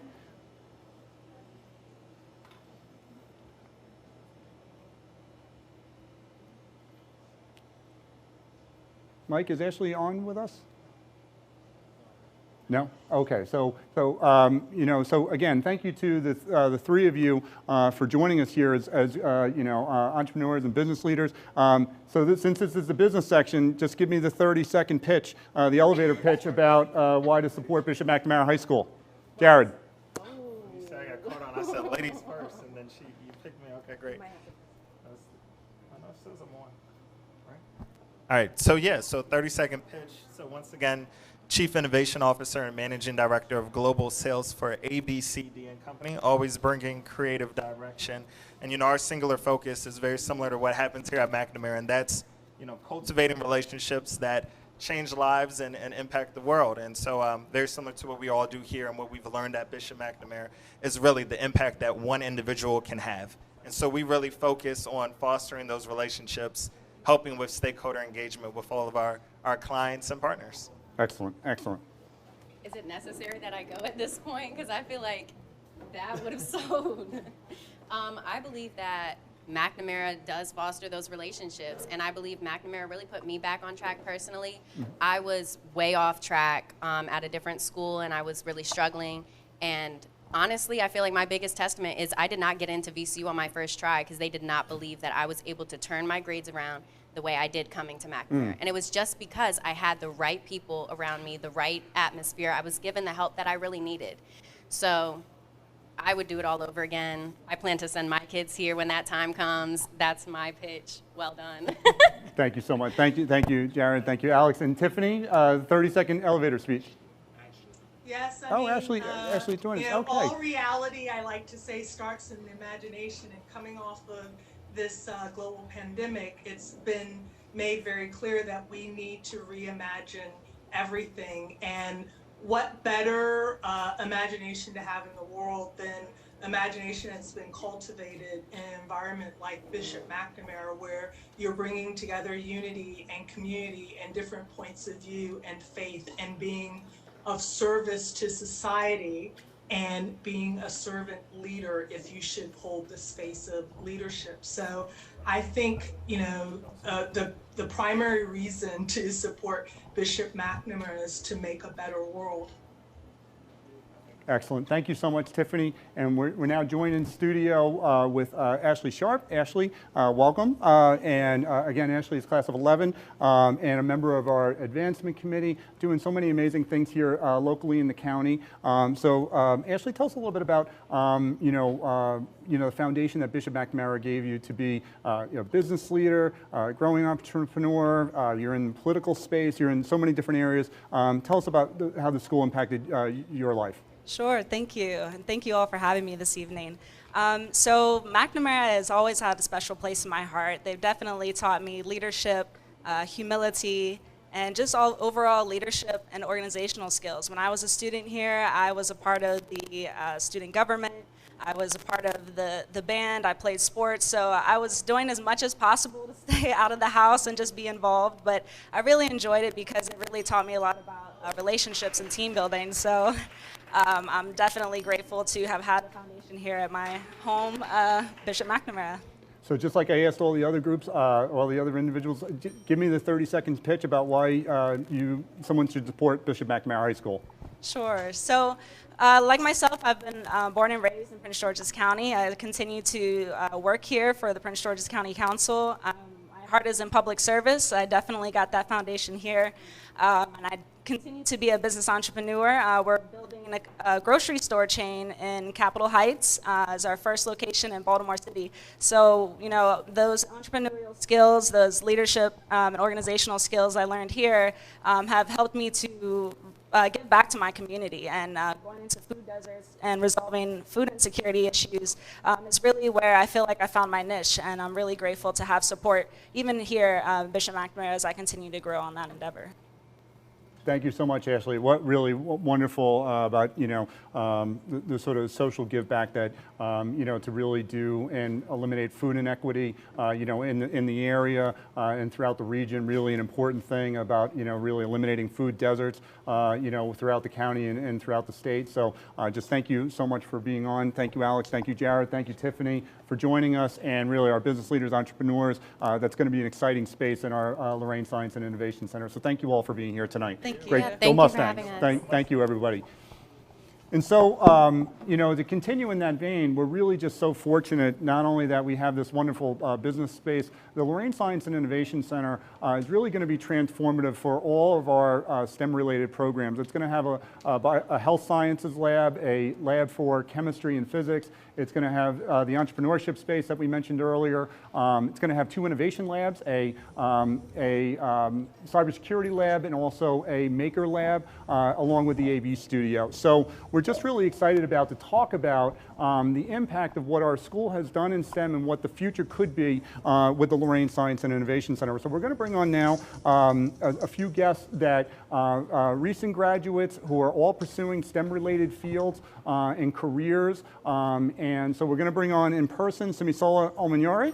Simisola is class of 18. She's a Banneker Key Scholarship recipient at the University of Maryland, majoring in bioengineering. So just truly impressive. So Simi, just welcome. First of all, it's great to have you. I taught Simi her senior year in her theology class. And she was a great leader here during her time, so welcome. So tell us a little bit about how your at Bishop McNamara education prepared you for a career in STEM. I definitely found the reason why I wanted to become a doctor in the first place was because I took Miss Casimir's anatomy and physiology class my junior year. So I really credit her for helping me to be the one to kind of realize that that's kind of what I wanted to do. And I think that the study skills and the work ethic that's been instilled in me at McNamara really helped me in college with the difficult types of classes that I have to take in all disciplines. So I really think that the amount of work that I got at McNamara really prepared me for college and doing a career and an educational career in STEM. Excellent. And one of the things that we're really blessed here at Bishop McNamara. So many of our recent graduates going on, and also even former graduates going back many years. Especially women, people of color, going on into what are mostly underrepresented fields, unfortunately, in STEM-related careers. So tell us a little bit about how Bishop McNamara fostered those talents in STEM, and what do you think the Science and Innovation Center will mean to the future of the school? I definitely believe that McNamara is really good at picking their teachers to be here, and I think the teachers do a really great job of instilling confidence in students and being there for them and thinking of them as human beings rather than just students, and they really help to foster those types of skills in a person. And I think that the new Science Center will really help cultivate young minds at a younger age than me, so people can really, realize their potential and really get a fast track of if they want to do sciences or not, because it can be quite challenging. So it's good to know that, hey, at least in high school, I had an idea that this is what I want to do, and you can go to college and explore it more. But I feel like the Science Center will give people that first leg up. I wish I had that when I was in McNamara, so I think it's really going to be helpful. Excellent. Well, really wonderful response, very and great about that. So our next guest, we're going to join us virtually, is Tyke Endal. Tyke is a graduate of class of 12. He's a graduate of Georgetown University. He's now in the Columbia University program for Global Mental Health Lab at the Teachers College in doctoral student in clinical psychology. He's also one of my former students in college. I did not have the pleasure to teach you here at Bishop McNamara, but at Georgetown in one of my theology classes. So Tyke, tell us a little bit, and it's great to have you on. Tell us a little bit about how your Bishop McNamara education prepared you for a career in STEM. Yeah, so I think it gave me a really good foundation, made me really well-rounded, because it wasn't just about the STEM classes. I was thinking through things like ethics and global studies, and all of that really prepared me to put, kind of really looking at people as a whole and putting that together with the foundations with the biology and then things like anatomy and psychology and putting that together. So looking at people across different places in global health, looking at people's mental health through psychology, and then kind of like putting those two things together was all just something that started, in those halls. So one of the things that I've been very impressed with, you just recently did a class of speaking with students here at Bishop McNamara with Mr. Monahan for his juniors.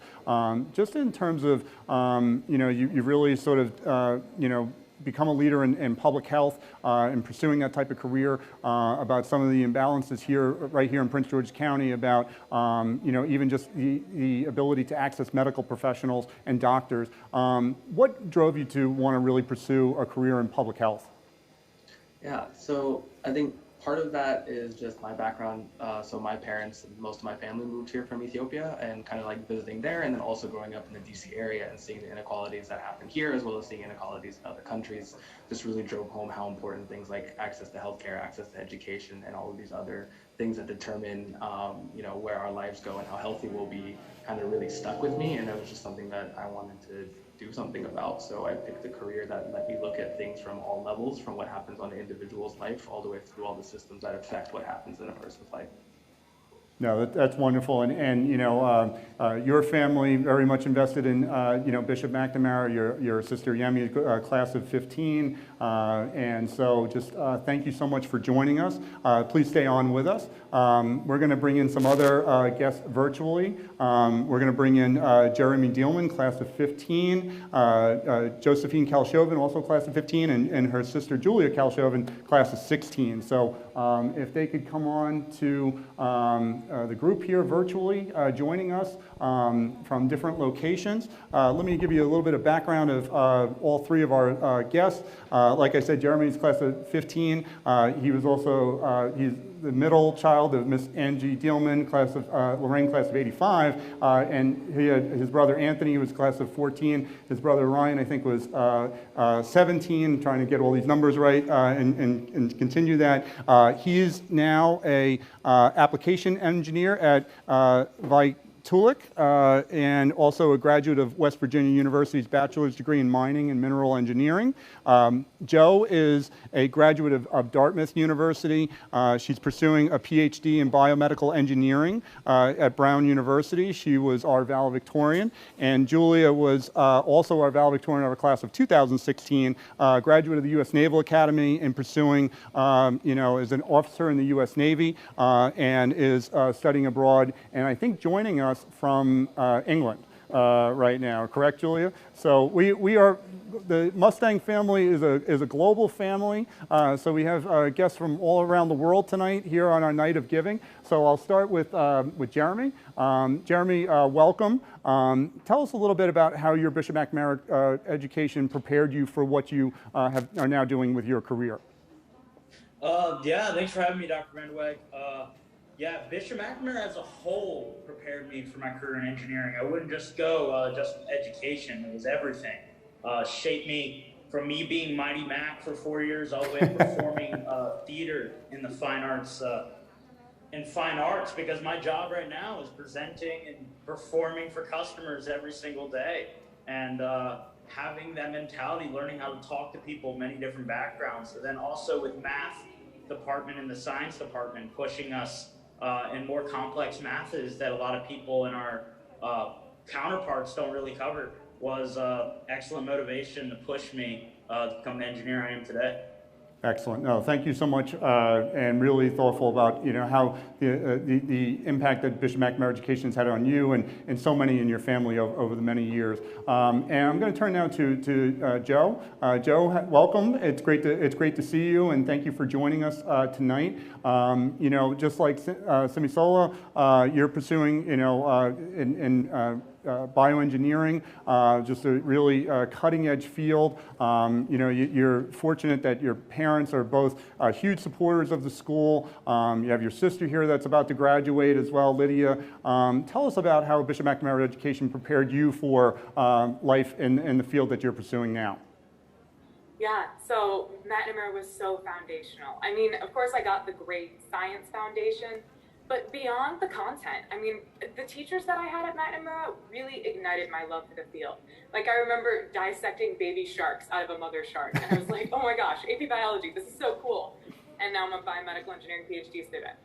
But beyond that, one thing that I really think stood out, or made me stand out as a STEM student in college, was my ability to write and communicate ideas. And I really attribute that to McNamara, because I feel like there was such a multidisciplinary kind of education at McNamara that is so crucial and that you don't always see in the STEM field.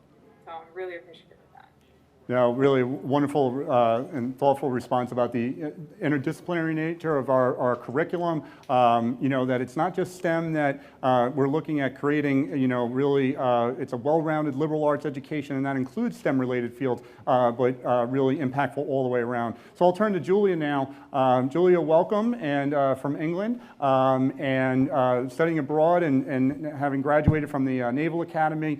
You were the first of many to do, you know, things at the Naval Academy. I'm going to get this wrong, but like the announcer for all of the, the officers coming into the football stadium, which I think you were the first woman to do. So really just well done. And, you know, you also did a lot of acting while you were here. Talk about, you know, the interrelationship of STEM with the humanities and the way that Bishop McNamara prepares you for multiple careers.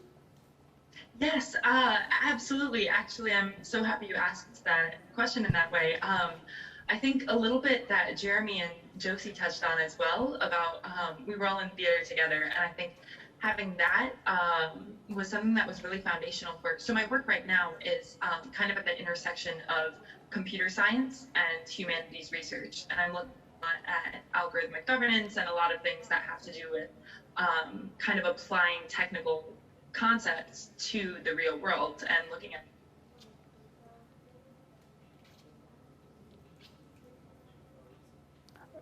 I think Julia froze for a moment there. So, you know, with the, you know, we are separated by a couple thousand miles worth of ocean, and so we'll come back to Julia in a moment. But one of the things that, if I'm going to ask Tyke to answer this as the elder statesman on the pretty young alumni panel in STEM, why should someone support Bishop McNamara if they were thinking about giving to the school? I think that this school gives, like everyone was saying, a foundation in all of these actual directly related subjects within STEM, but I think beyond that, it helps you think, communicate, write, and kind of act ethically throughout all of this. So you're not just, you know, doing good science, but you're asking the right questions and applying them in a way that truly helps people.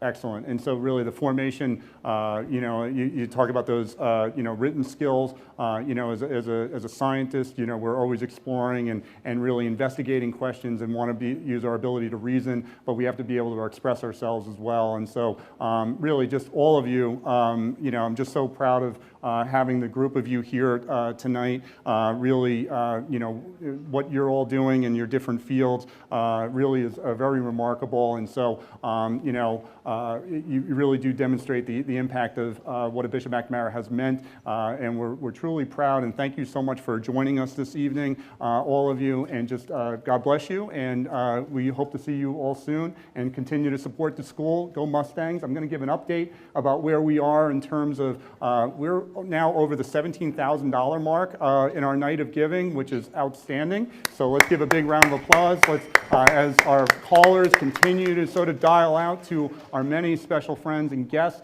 We're you know, getting close to the century mark. Like to see more gifts come in.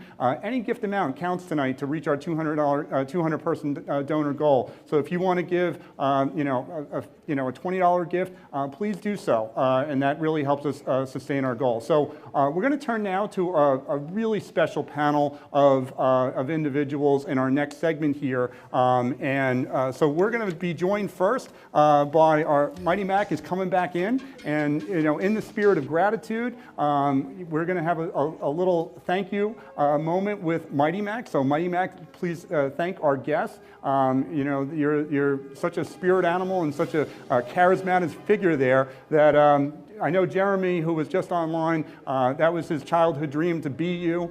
He did it with such verve and vigor. So thank you, Mighty Mac, for joining us this evening. And now we're going to be joined with what we'll call the Section A President's Forum and Roundtable. So thank you to our STEM guests for being here. And we are really very fortunate tonight here at Bishop McNamara that we have all four of our presidents and CEOs in the school's history, starting with Brother John Page, then Miss Heather Gossard, then Dr. Marco Clark, and now Dr. John Barnhart. So I'm going to start with the questions. Brother John, Ms. Gossard, and Dr. Clark are joining us virtually. Dr. Barnhart is here in the studio with us, so welcome all of our special guests. I feel very fortunate to be able to be the one to do this forum and roundtable, and just thank you for, from far and wide about joining us here. So a little bit about Brother John. He's president at Holy Cross College. He's a brother of Holy Cross for many years. He was president of the school in the mid-90s. And obviously has seen so many of the changes here at Bishop McNamara. So, Brother John, can you hear me?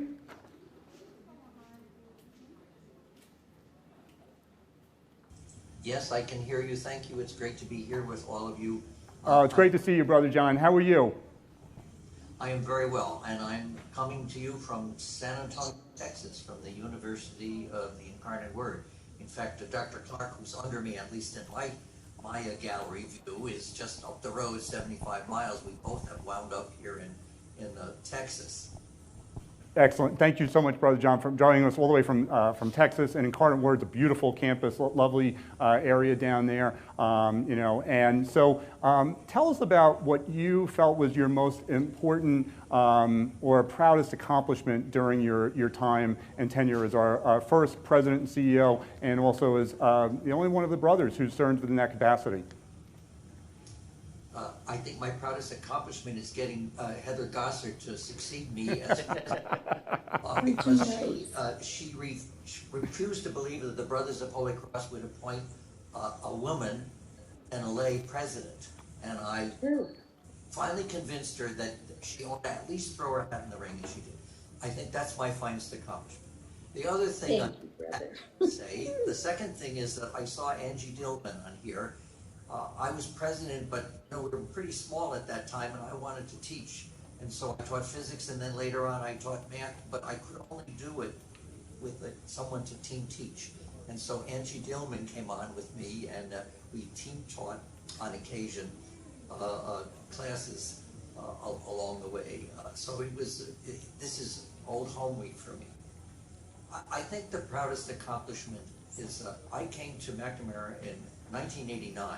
So half the people on this webinar are not alive, yet they weren't born. Yeah. But the Brothers of Holy Cross did not want to lose Bishop McNamara High School, because at that time, 32 years ago, a high school in the Archdiocese of Washington closed every year for the previous 10 years.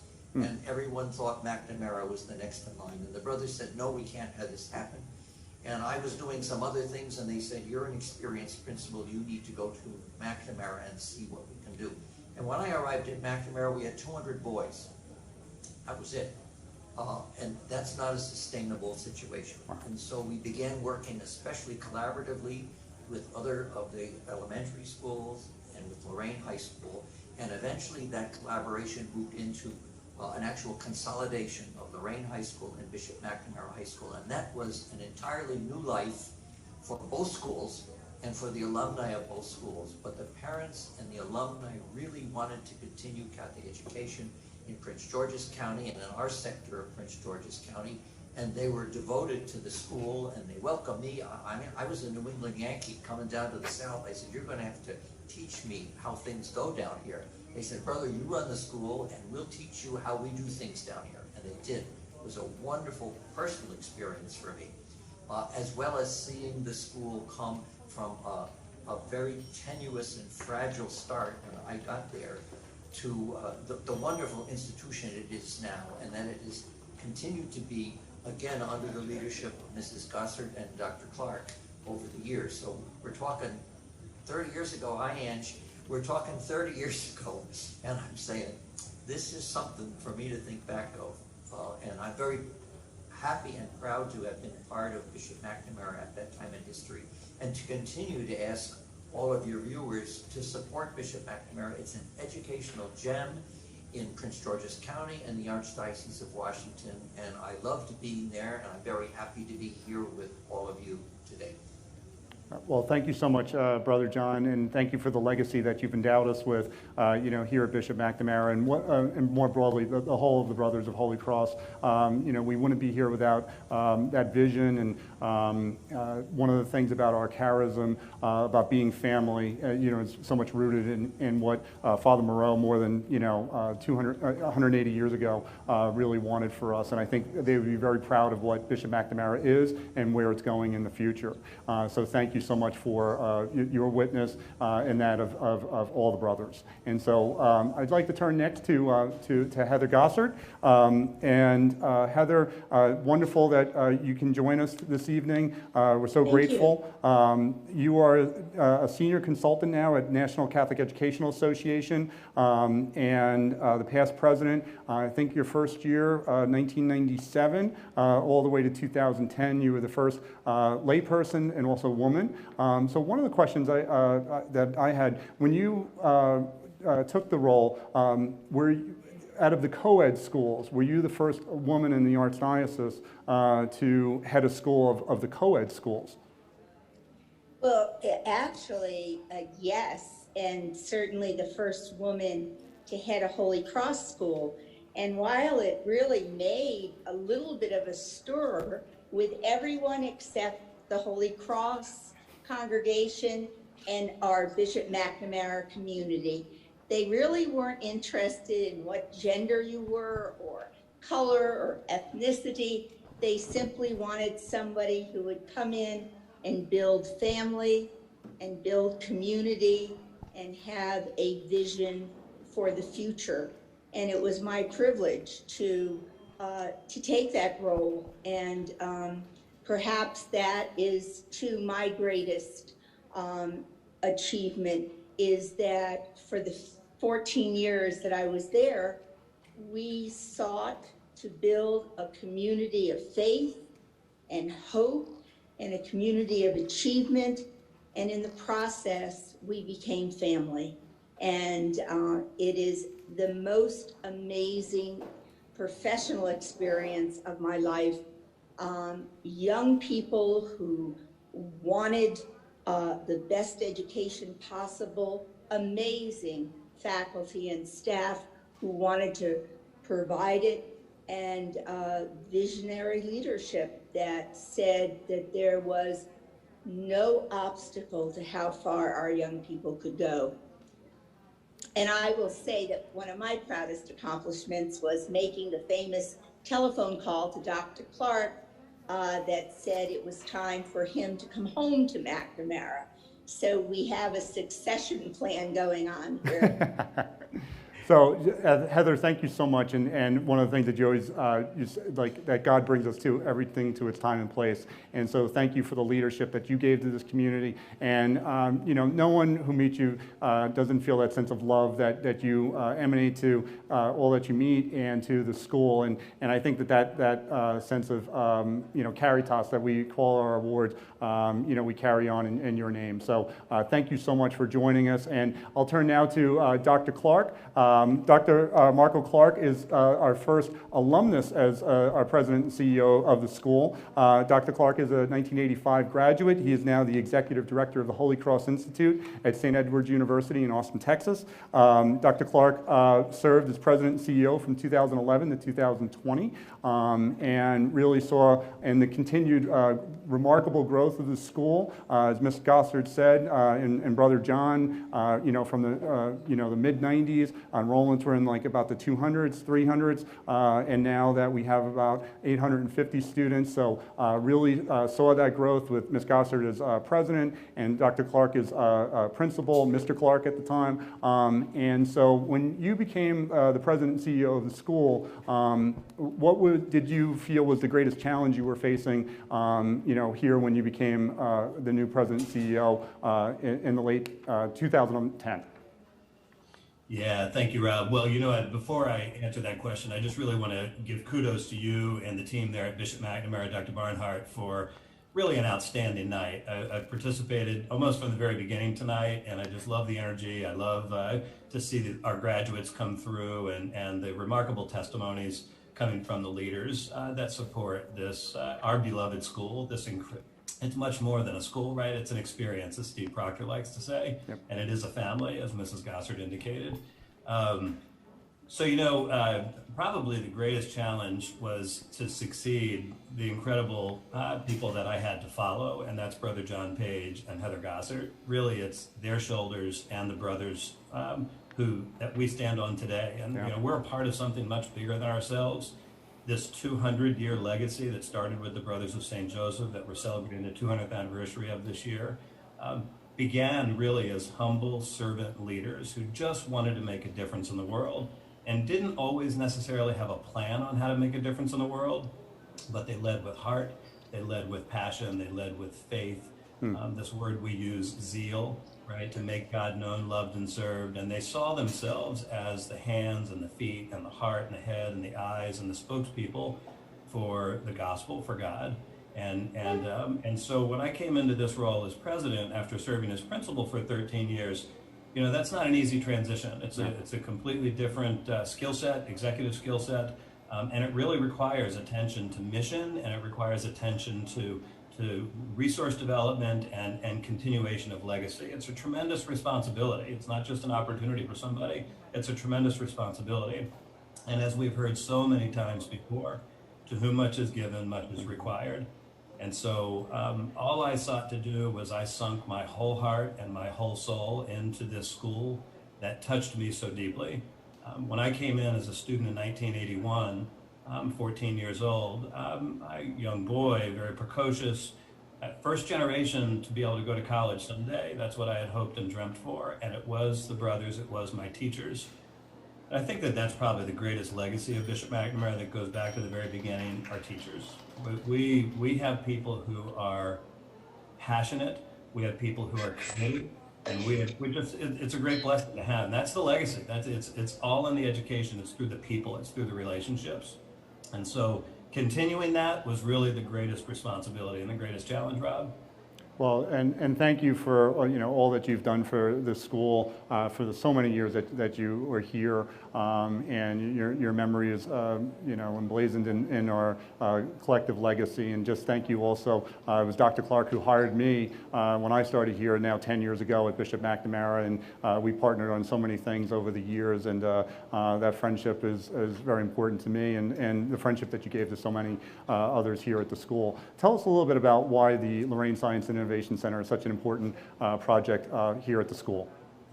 Well, you know what, we've heard so many obvious reasons about what the Lorraine Science and Innovation Center can do for the region, right, for our students, for future students who we don't know today who will be crossing through into that building. And we started off with a dream and a vision. We know life is intersectionality, right? Life is a cross-section or an interdisciplinary endeavor that involves the head and the heart. It involves science, and it involves creativity. It's a mix of ideologies and backgrounds and races and you name it, right? Life is an intersectionality. And so we wanted to create a building that would provide an opportunity for that intersection to occur, so that creativity and new ideas and new beginnings and forces for good could be born right out of that center.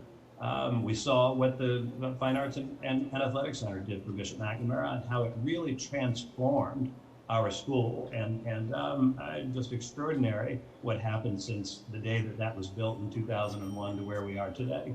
And I just pray that the Lorraine Science and Innovation Center will do the same thing. Naming it Lorraine, I just want to say this very quickly, was very important to me. And there were some people that said, you know what, from a fundraising perspective, don't you want to put some donor's name on there? Well, you know what I feel is a very important part of our legacy is what Brother John Page spoke about earlier. It was when these two schools came together as one, and it was heartbreak. It was a cross that the Bernardine Franciscan sisters and the Lorraine women had to bear. Very difficult, very difficult. And And yet that legacy and the tribute to the Blessed Mother that Lorraine is named after, the incredible education that came out of there, is a legacy worth remembering always. And so it was important to me to have this building named the Lorraine Science and Innovation Center. And I think as many of you know, my mother's in the first graduating class at Lorraine, class of 1964. And so I often say to people, well, why did I choose to do this? Well, because my mother told me to do so. God rest her soul. So I'm excited to see what's happening. Dr. Barnhart, congratulations. I saw you in the front end loader the other day, digging the dirt and moving the ground. And it's so exciting to see this dream. Sometimes I felt like I was going to be Walt Disney, that I wouldn't be here to see Disney World go up, that I wouldn't be here to see the Lorraine Science Innovation Center go up. And now it's happening right before our eyes. So God bless you. All of you are my prayers. Thank you so much for having us on tonight. Thank you so much, Marco. It's really wonderful words of encouragement and vision to have this project go forward. And so thank you. And so I turn to Dr. Barnhart. Wonderful to have with Brother John, Heather, Marco, this wonderful legacy of leadership, all just really at the core good people that wanted to really serve our students and really build this family that is Bishop McNamara. So what's your future vision for the school? Dr. Vanderweg, we got to take a moment here and just sit in the awesomeness that is to have so much legacy on one call, one Zoom chat, from Brother John to Heather to Marco and myself. The four of us haven't been able to sit in a room before. And so this is the first room. This is the YouTube room. This is the Zoom room. And it is such an awesome power. It is really grounding, and the sense of purpose and mission is palpable. And so I'm grateful for Brother John being on the call, for Heather being on the call. I know we've talked a couple of times. And of course to Dr. Clark. We talk often, probably once a week, as we talk through Holy Cross, but also the mission and the vision of the school, and what were our founding values and ideals and icons, and how do we make sure they continue to show through today. It was really inspiring to hear Dr. Clark sharing what Lorraine Science and Innovation Center means to him, because coming in, this project was new to me, and I caught up for quite a while over what are the plans, what was the intention. I hear that the county and our local community is into this, but why? And for the things that Dr. Clark just shared now, and for so many more, this was the right decision for us to pivot to 6-7 years ago. As we said, you know what, this is the future. It is almost as if God himself came down and said, look, we're going to have a health crisis. Yeah. And we need to invest in STEM. We need to invest in science and health. And so for me, that is the future of Bishop McNamara. We are very much at a place now where the bricks and mortar of the school are going up. These additional classrooms, the science labs, the maker spaces. And we need to continue going down that path. As you and I have worked on with some very charitable foundations and local partners, the investment in programming for STEM is the focus. That's what we really need to be thinking about. Our students, as we've shared a couple of times tonight, remain dramatically underrepresented in fields of STEM, science, technology, mathematics. Yet, we are perhaps in a region where there are more jobs for STEM than anywhere else in the country, whether this is lobbying positions, hands-on engineering positions, coding, networking, et cetera. Also, our region is chock full of higher education opportunities. Howard University, University of Maryland, Johns Hopkins for medical right up the road. And so when we look at what is the breakdown for our students, it is often that high school experience. For a student to go into college and say, I want to do STEM, in order to have the confidence to make such a decision, they really need that palpable high school experience. And so I have doubled down and tripled down on this idea of ensuring that we have a rich and robust STEM experience here at Bishop McNamara. And so the brick and mortar is going up. This is a vision and a dream we set a while ago. And now the focus is on programming. As we shared at the beginning of the show, Curriculum is taking a significant review. We're studying career trends, higher ed trends. What will it take? Who are the right partners to make it happen? And it's happening across our faculty pool. For Mr. Holloman, who I'm staring across the stage set here, who's bringing on some budding careers, right, with students and helping them plant the right career seeds. To a partnership with NASA, right, to bring in the right fixtures and equipment to touch and manipulate. We're all about that experience. And so our experience has been strong as a school. It's carried us forward. We are so well positioned for the future. And this is the right next move for Bishop McNamara, is to ensure that we can continue to ensure our students have the right access. Excellent.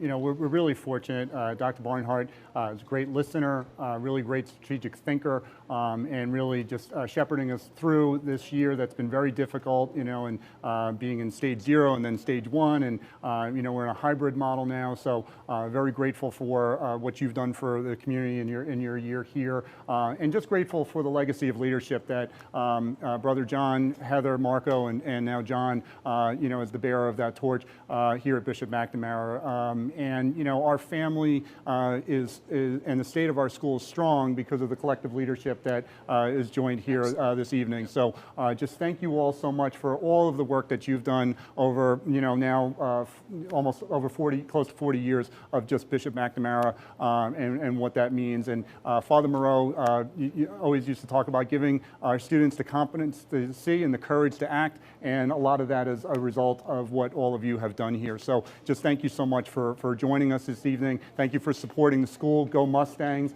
And let's do this again, you know, in another time where we really have these president's forums. I think it's a wonderful medium to do that and to be able to talk and communicate to the school. And just thank you everyone for being here as we move into our next segment during our night of Mustang Giving. So thank you, everybody. Thanks for having us, everybody. Thank you, Very Robert. good. Good to see you. John. God bless you all. Brothers John, Marco. Nice to see everybody. Great to see We everybody. need to get together more often. Indeed. It's true. Well said, well said. So thank you to Brother John, Marco, Heather, and Dr. Barnhart for joining us in that special segment for our President's Forum. And we're going to bring on Mighty Mac now to remember that please continue to give. Use that QR code in the corner left hand of the screen. You can access our campaign. Real simple to do that. So please share the campaign. We're doing great dollar-wise. You know, we're over $17,000. $17,643 is what I'm seeing on the screen. But we'd like to see those small donations come in. We want to hit our 200-person donor goal, and that's really the goal of the evening. Is really, it's meant to be a fun night, but please support the school and please give, whether it's to the Bishop McNamara Fund, whether it's to our Lorraine Science and Innovation Center. You know, think about maybe endowing a scholarship here at Bishop McNamara to honor your name or a family name. So many ways to help our students who are so deserving. You know, our empowered leaders, they really do an outstanding job. So thank you, Mighty Mac. The next segment that we're going to do is athletics. And so we're going to bring on guests. We were going to do, we're running a little bit behind on our show this evening. So I'm going to do and bring on Mr. Marty Keithline, our Director of Athletics. So Marty, come on out.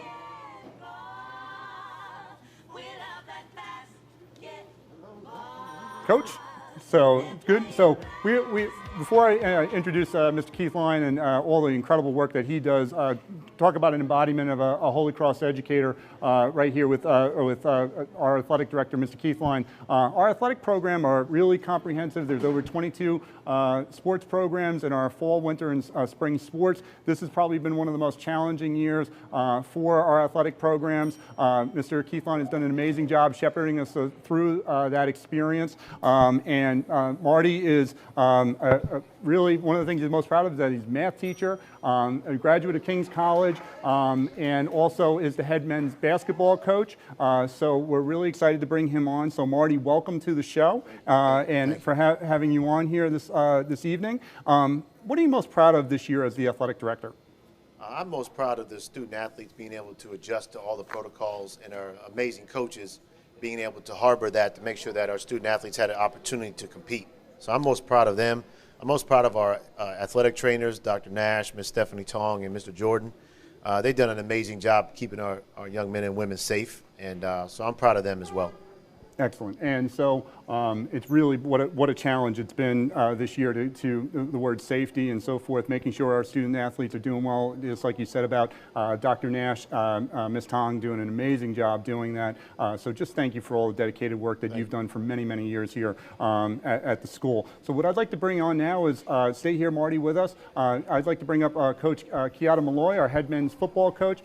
Coach Malloy is class of '89, and so true maroon and gold here. He's a graduate of the University of Delaware, was a three-sport athlete here at Bishop McNamara, and also is a member of our Hall of Fame in athletics. So, Coach, welcome, and tell us a little bit about the challenge this year, about the season that you just had in the past couple weeks, actually. Well, I'll start by saying thank you for that introduction. I guess you got my check. I paid you well. So, no, I think it's been a challenge for everybody, but the one thing I always talk about with Bishop McNamara is nobody meets the challenges better than they do. From the athletic department to the administration to the support, we were able to play at least 3 games to get the seniors some exposure. So, it's been a challenge for society as a whole, but very blessed to be part of a program in Bishop McNamara that's always been very supportive. Excellent. And just like I said, what a challenge to have a season in the middle of this. And, really just thank you for the mentoring that you give to our young student athletes. And what does it mean to be the head football coach at your alma mater?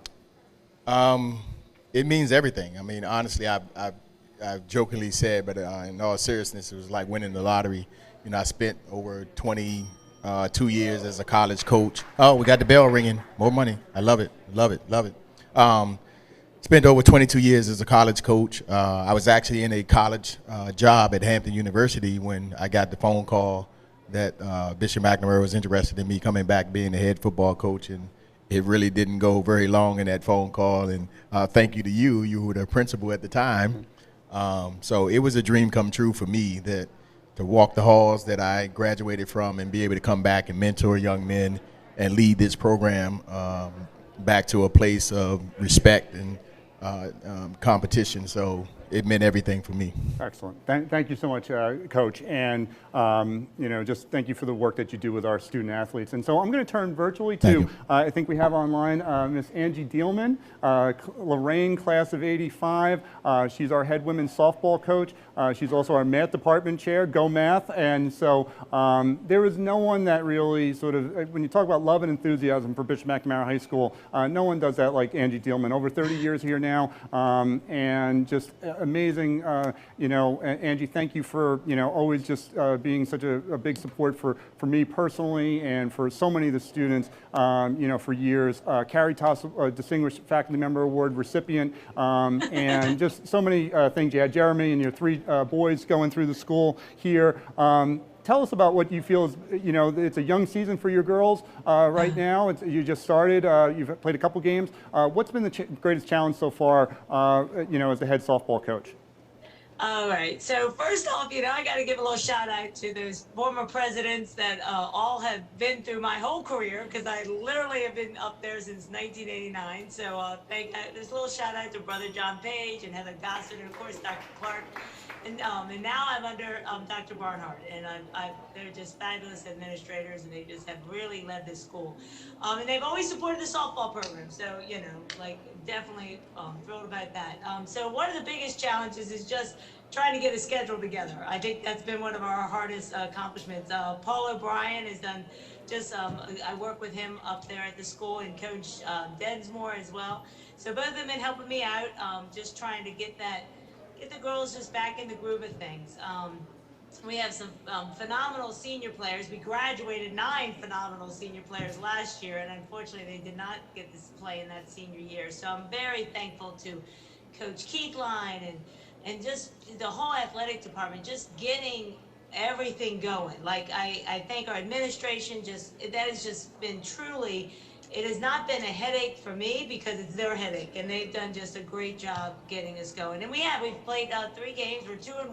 Not that records don't count, but But the girls are really working hard this year. We just, actually, I'm in a t-shirt because I was literally running off the field to get over here so I can get online. But, you know, we've put a batting cage together. I mean, like, the field is just phenomenal. And I always give a shout out to my husband because he totally, you know, envisioned the whole field and the way it looked.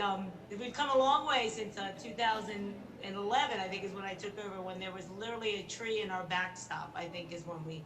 Well, it's wonderful that you get to, you know, with Mamano Field, it's in the family name, and so thank you so much for all the work and effort that you do. We keep hearing those bells as Ms. Dielman's speaking, so we're really excited. We're now over the $20,000 mark in terms of total gifts raised tonight, and that's really since 2 o'clock, and so really great effort by our callers and so forth. We're going to join online now with Anthony Sosnowski, and I'm going to bring out some of our other coaches. I'm going to bring out Adam Greer, Frank Oliver, who are here in person, and so we're really excited to them. Coach Sosnowski looks like he's in the car traveling home from baseball practice. He's our head baseball coach, WCAC Coach of the Year several years ago, has a great young team this year. Coach, give us a 30-second pitch about why someone should support the baseball program in Bishop McNamara High School.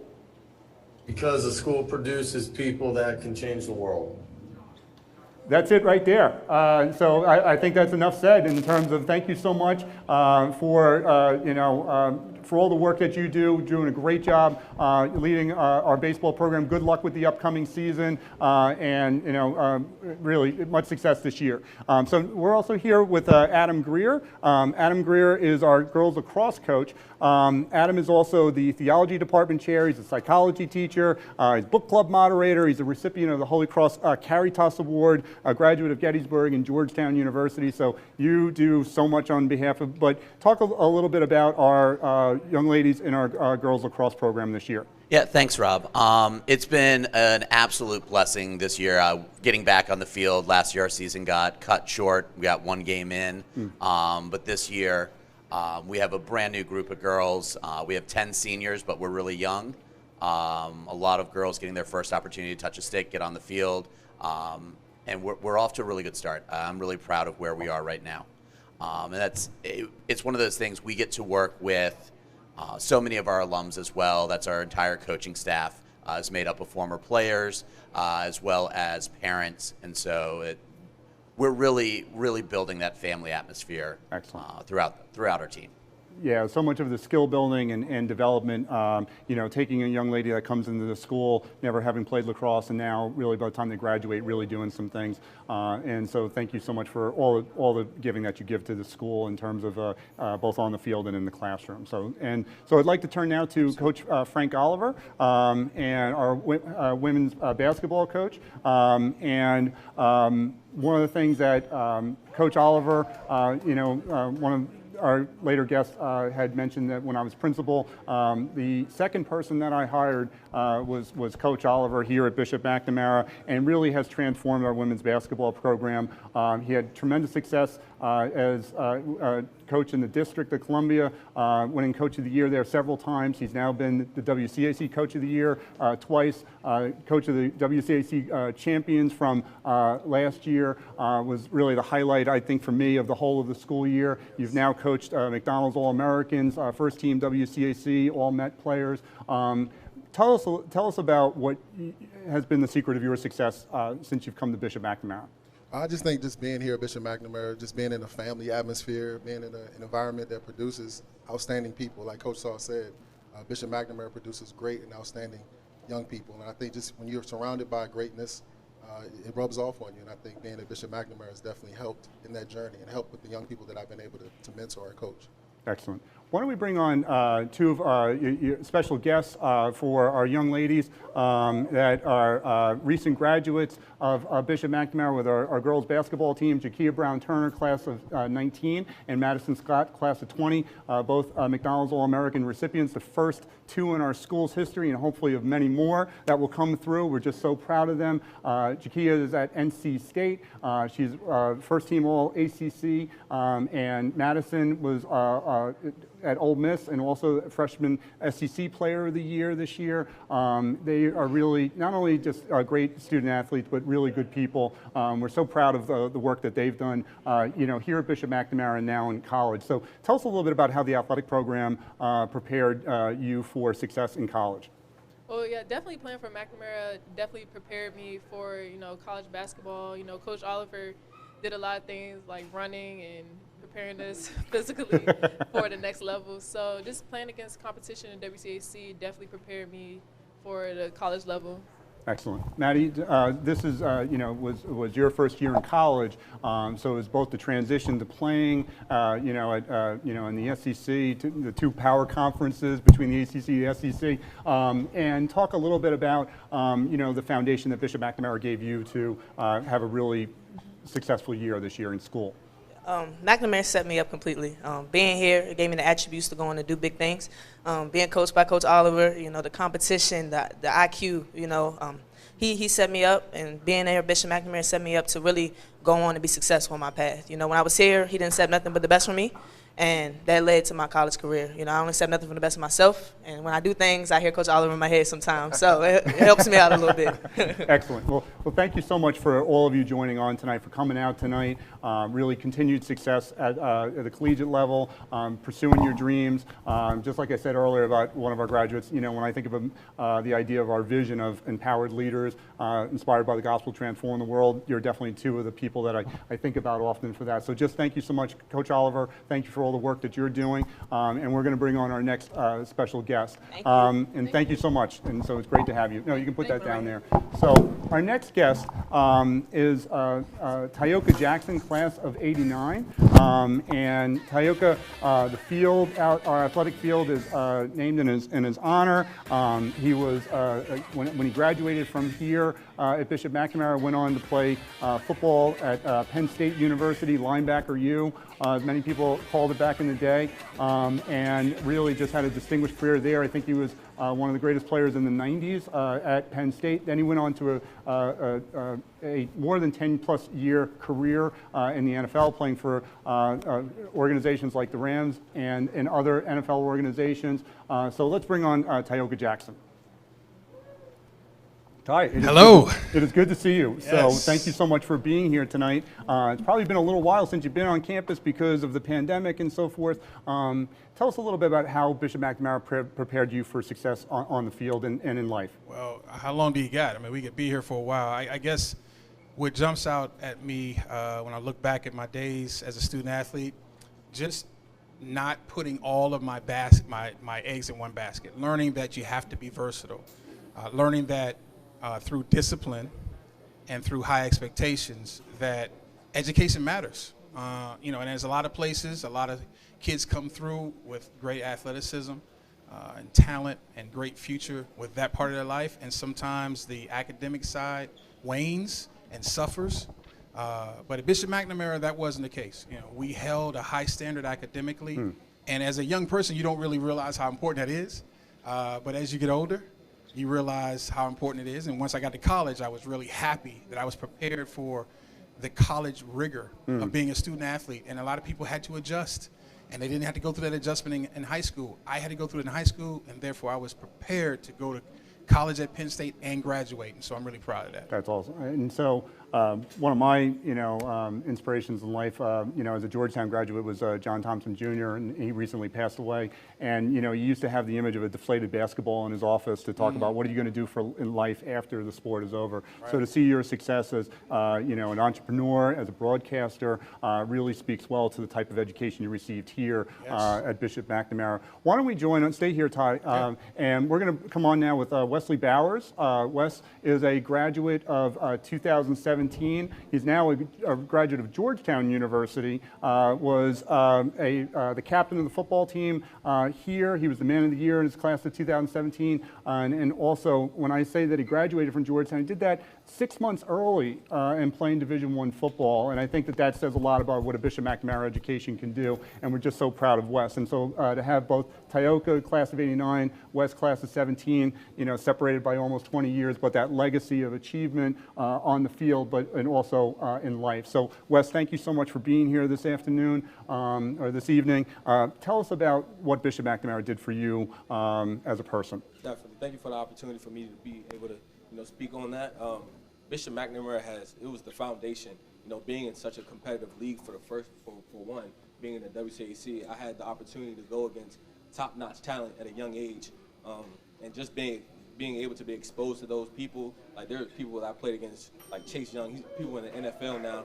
So just being able to play against a top caliber of people for the sports side gave me a great opportunity to hone on my craft and become the player I wanted to be. But off the field, the leadership aspect that Bishop McNamara instilled in me from the classroom to just walking in the hallways, being able to, each one teach one, just being able to reach out to somebody and just simple conversations. So I learned a lot of qualities that developed me into the man I am today through the McNamara education from the various students and administration, like yourself, people that took the time to really care about me, mentor me, not just as a student, not just as an athlete, but as a student first. So really pushing the narrative of student athlete, which, really put me on the trajectory to greatness.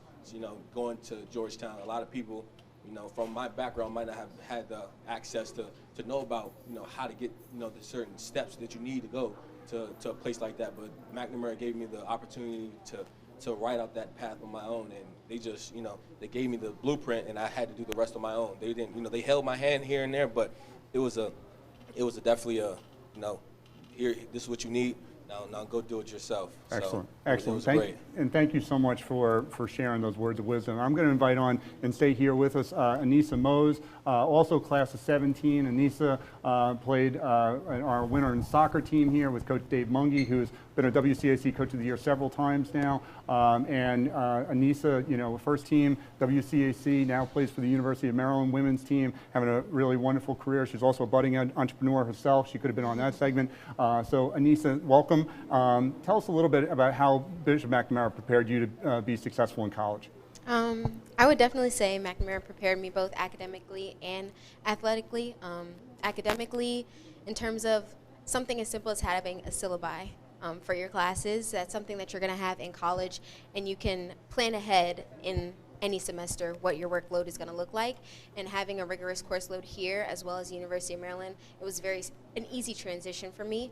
And then athletically, similar to what Wes said, the competition that you have in the WCAC is something that prepared me for Big Ten play.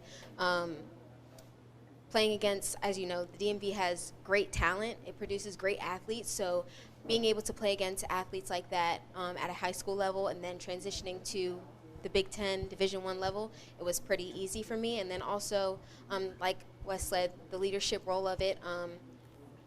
When I was here, we were a very young team. We had a lot of talent, but we were a very young team. So I was able to learn what it really meant to be a leader, to be a teammate, how to communicate with younger players and get them on the same role as you.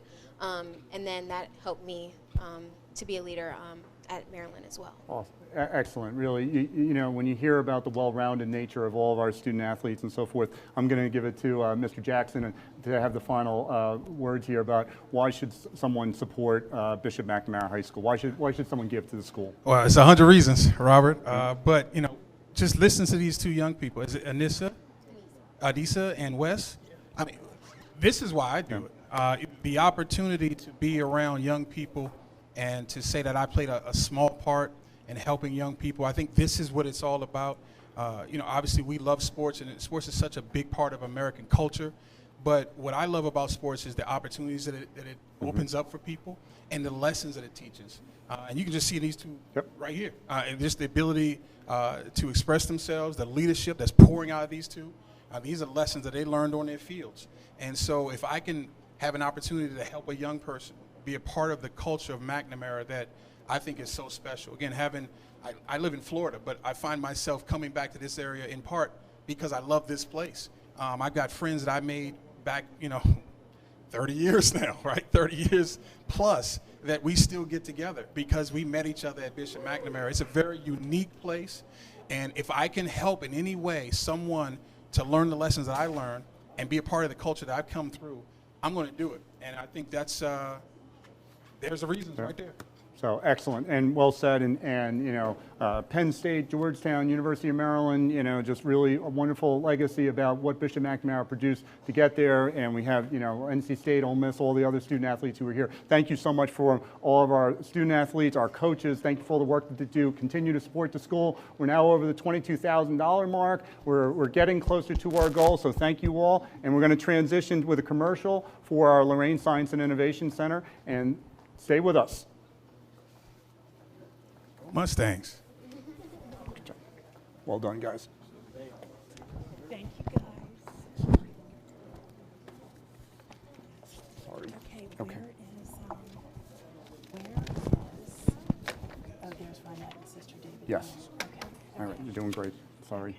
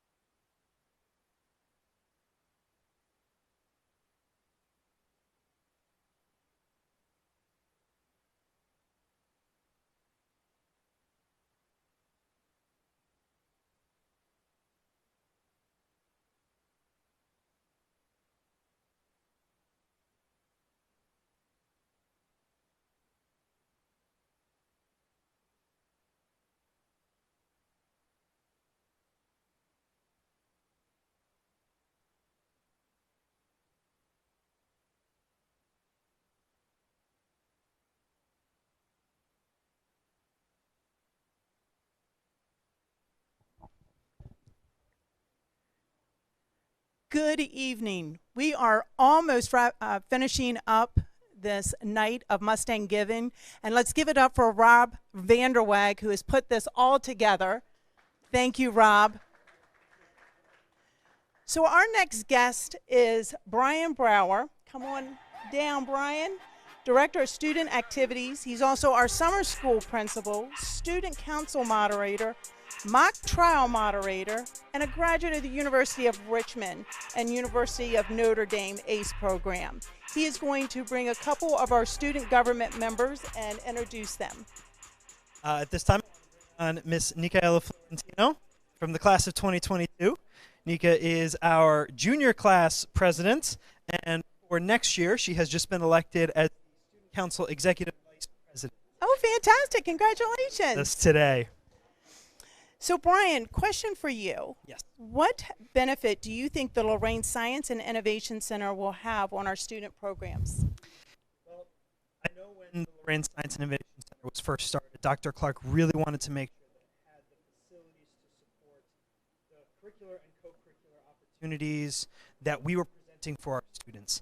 So I think of the WMAC program led by Mr. Holder. I think of the architecture, construction, and engineering program led by Ms. Coney, and a number of the other clubs and activities that we have here that have done a great job running without the best resources that we could provide. And I think the Lorraine Science and Innovation Center is finally going to provide them with the facilities they need to truly excel and be the best that they can be. Thank you, Brian. All right, ma'am. How do you think the Lorraine Science and Innovation Center will benefit students here at Bishop McNamara? I think it'll benefit them in a way that we're able to explore science better, because I know we have. Turn it on.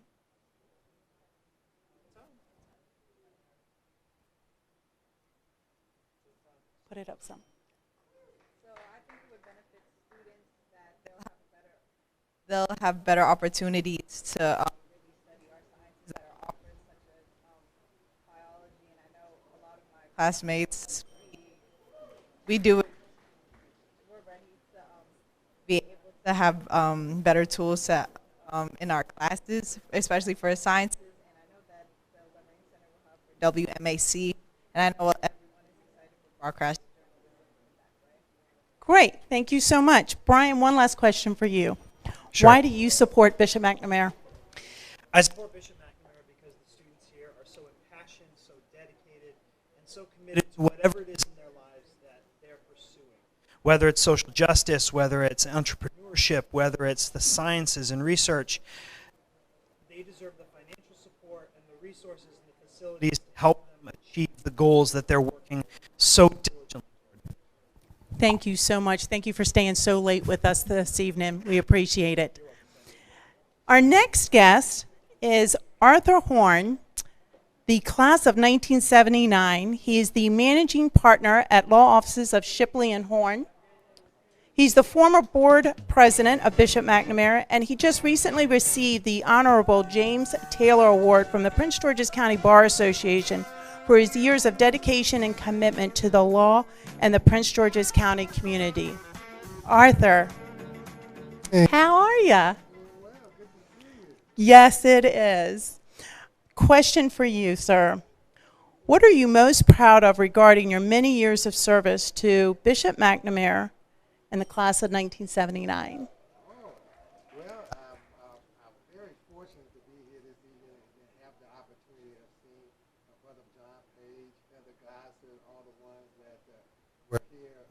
Early as part of the overall progress for Bishop Mac.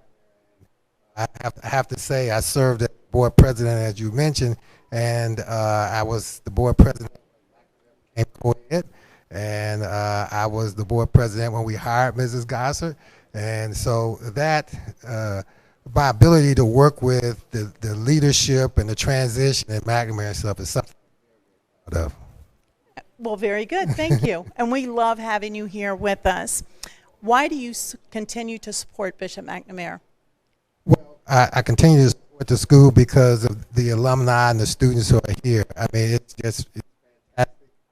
In my office, we have 3 McNamara graduates, and actually 4.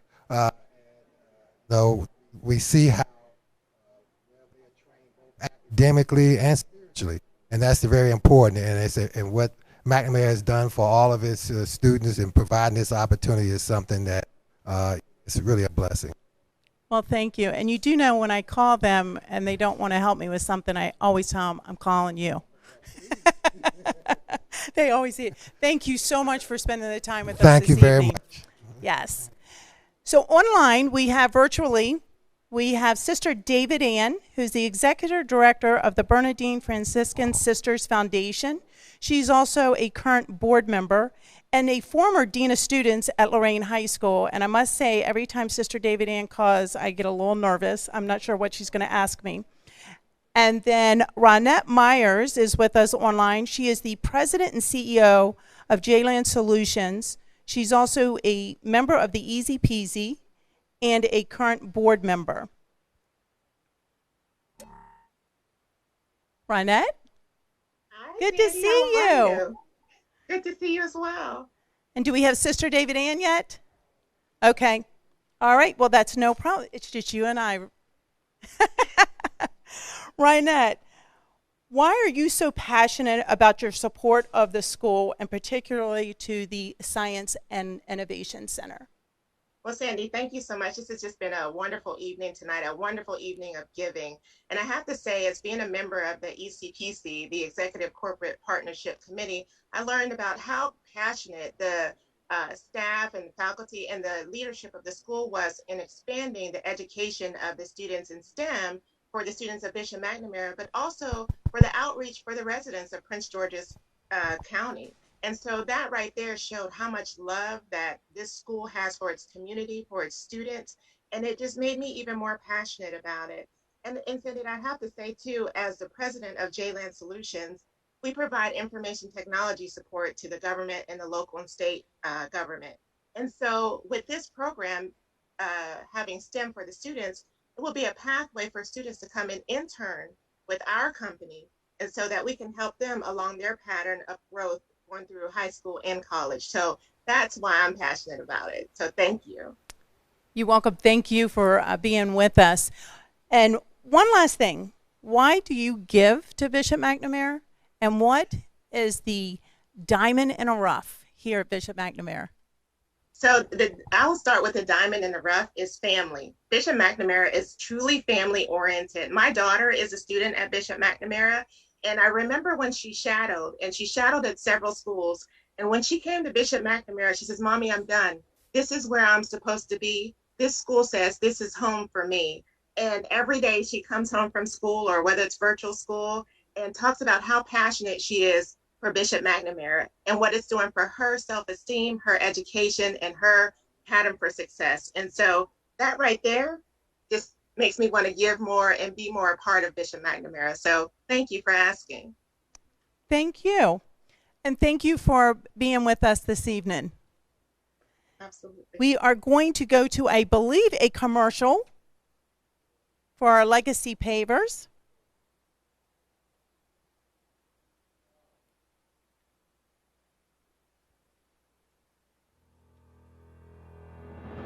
Immortalize your name, family name, or that of a loved one by purchasing a legacy paver to be placed into the Legacy Courtyard, which will be located next to the Lorraine Science and Innovation Center, anticipated to open in 2021. The Legacy Courtyard will be the gateway to this next generation building and the catalyst for many new community traditions. You can become a champion of the Faith, Family, Future Capital campaign today by purchasing a legacy paver. For every 500 legacy pavers we sell, champions like you will help us to raise $250,000 toward this campaign to make the building of these spaces a reality. Join the movement today. Legacy pavers are $500 each, but you can pay them in monthly installments of $42 over 12 months. All gifts make a difference. Buy a brick, leave a legacy.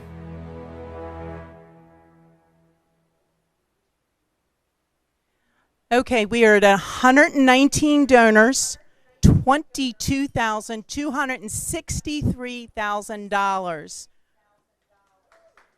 Exciting. We just have a few more minutes to go.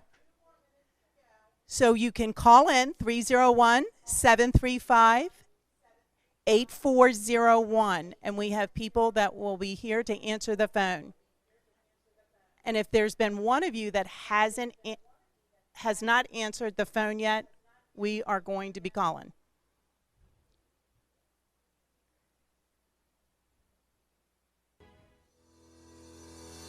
As Bishop McNamara High School looks toward the future, advancing its vision to form empowered leaders inspired by the gospel who transform the world, we seek partners like you for our Faith Family Future Capital campaign, a campaign that will allow us to realize the building of the Lorraine Science and Innovation Center. The Lorraine Science and Innovation Center will develop tomorrow's innovators and entrepreneurs in a new facility that will allow us to advance our highly successful science, engineering, robotics, and entrepreneurship programs. This eco-friendly, state-of-the-art center will enable Bishop McNamara to empower the next generation of innovation and technology leaders. The Lorraine Science and Innovation Center will help equip Bishop McNamara High School to serve as an important resource and pipeline for underrepresented populations in STEM fields, drawing from our highly skilled and academically curious students like me who are thirsty for the kinds of opportunities that this facility will provide. This project is tremendously exciting, but I need your help. We have partnered with business, private philanthropists, and local government to make this a reality, but we're not there yet. Please consider a gift to the capital campaign for our Lorraine Science and Innovation Center to make sure this dream is a reality for our students today and tomorrow. We are in this together. I want to get breath. You can take that. Go. It's fine. I feel bad I have mine off. Well, we're back, and we're so excited that during this night of giving that we have a very special performance. We got Jasmine Brownlee, senior class of 21, that she is going to lead us in the closing of, like we do with so many of our traditions here at Bishop McNamara, with our alma mater. So, Jasmine, take it away. Hail to thee, our McNamara, true maroon and gold. What we have in McNamara never will grow. Brotherhood and sisterhood and Christian unity. Mustings once will always be. We sing sing our love to thee. Hail to thee, our McNamara, faith and strength through thee. What we have in McNamara keeps us family. Education, celebration, life's great dignities. Alma mater, strong and free, we stand and honor thee. Wow, thank you so much.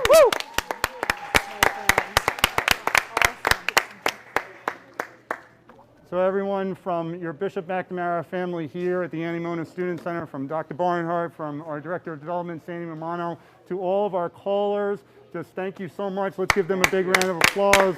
To Mighty Mac, to Mr. Michael Anderson, class of '94, who put all this wonderful work together. Daryl Holloman, our DJ, to Charles McCoy and Erica Calhoun, to Miss Melissa Antonio here, Lorraine class of '91, to Kia Chapman, to Janine De La Rosa, our gifts management processor, and so many others who made this night such a special event for us. We're just truly grateful for all the support that people give to our school and our Bishop McNamara family. We're now over the $22,000 mark. We have over 102. This campaign goes to midnight, so if you haven't given yet, please give. Please support the school. Love Bishop McNamara, and thank you for joining us this evening, and just God bless you, and God bless Bishop McNamara High School. Thank you. Have a wonderful night. Thank you. Yeah.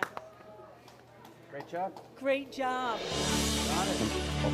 Hold on.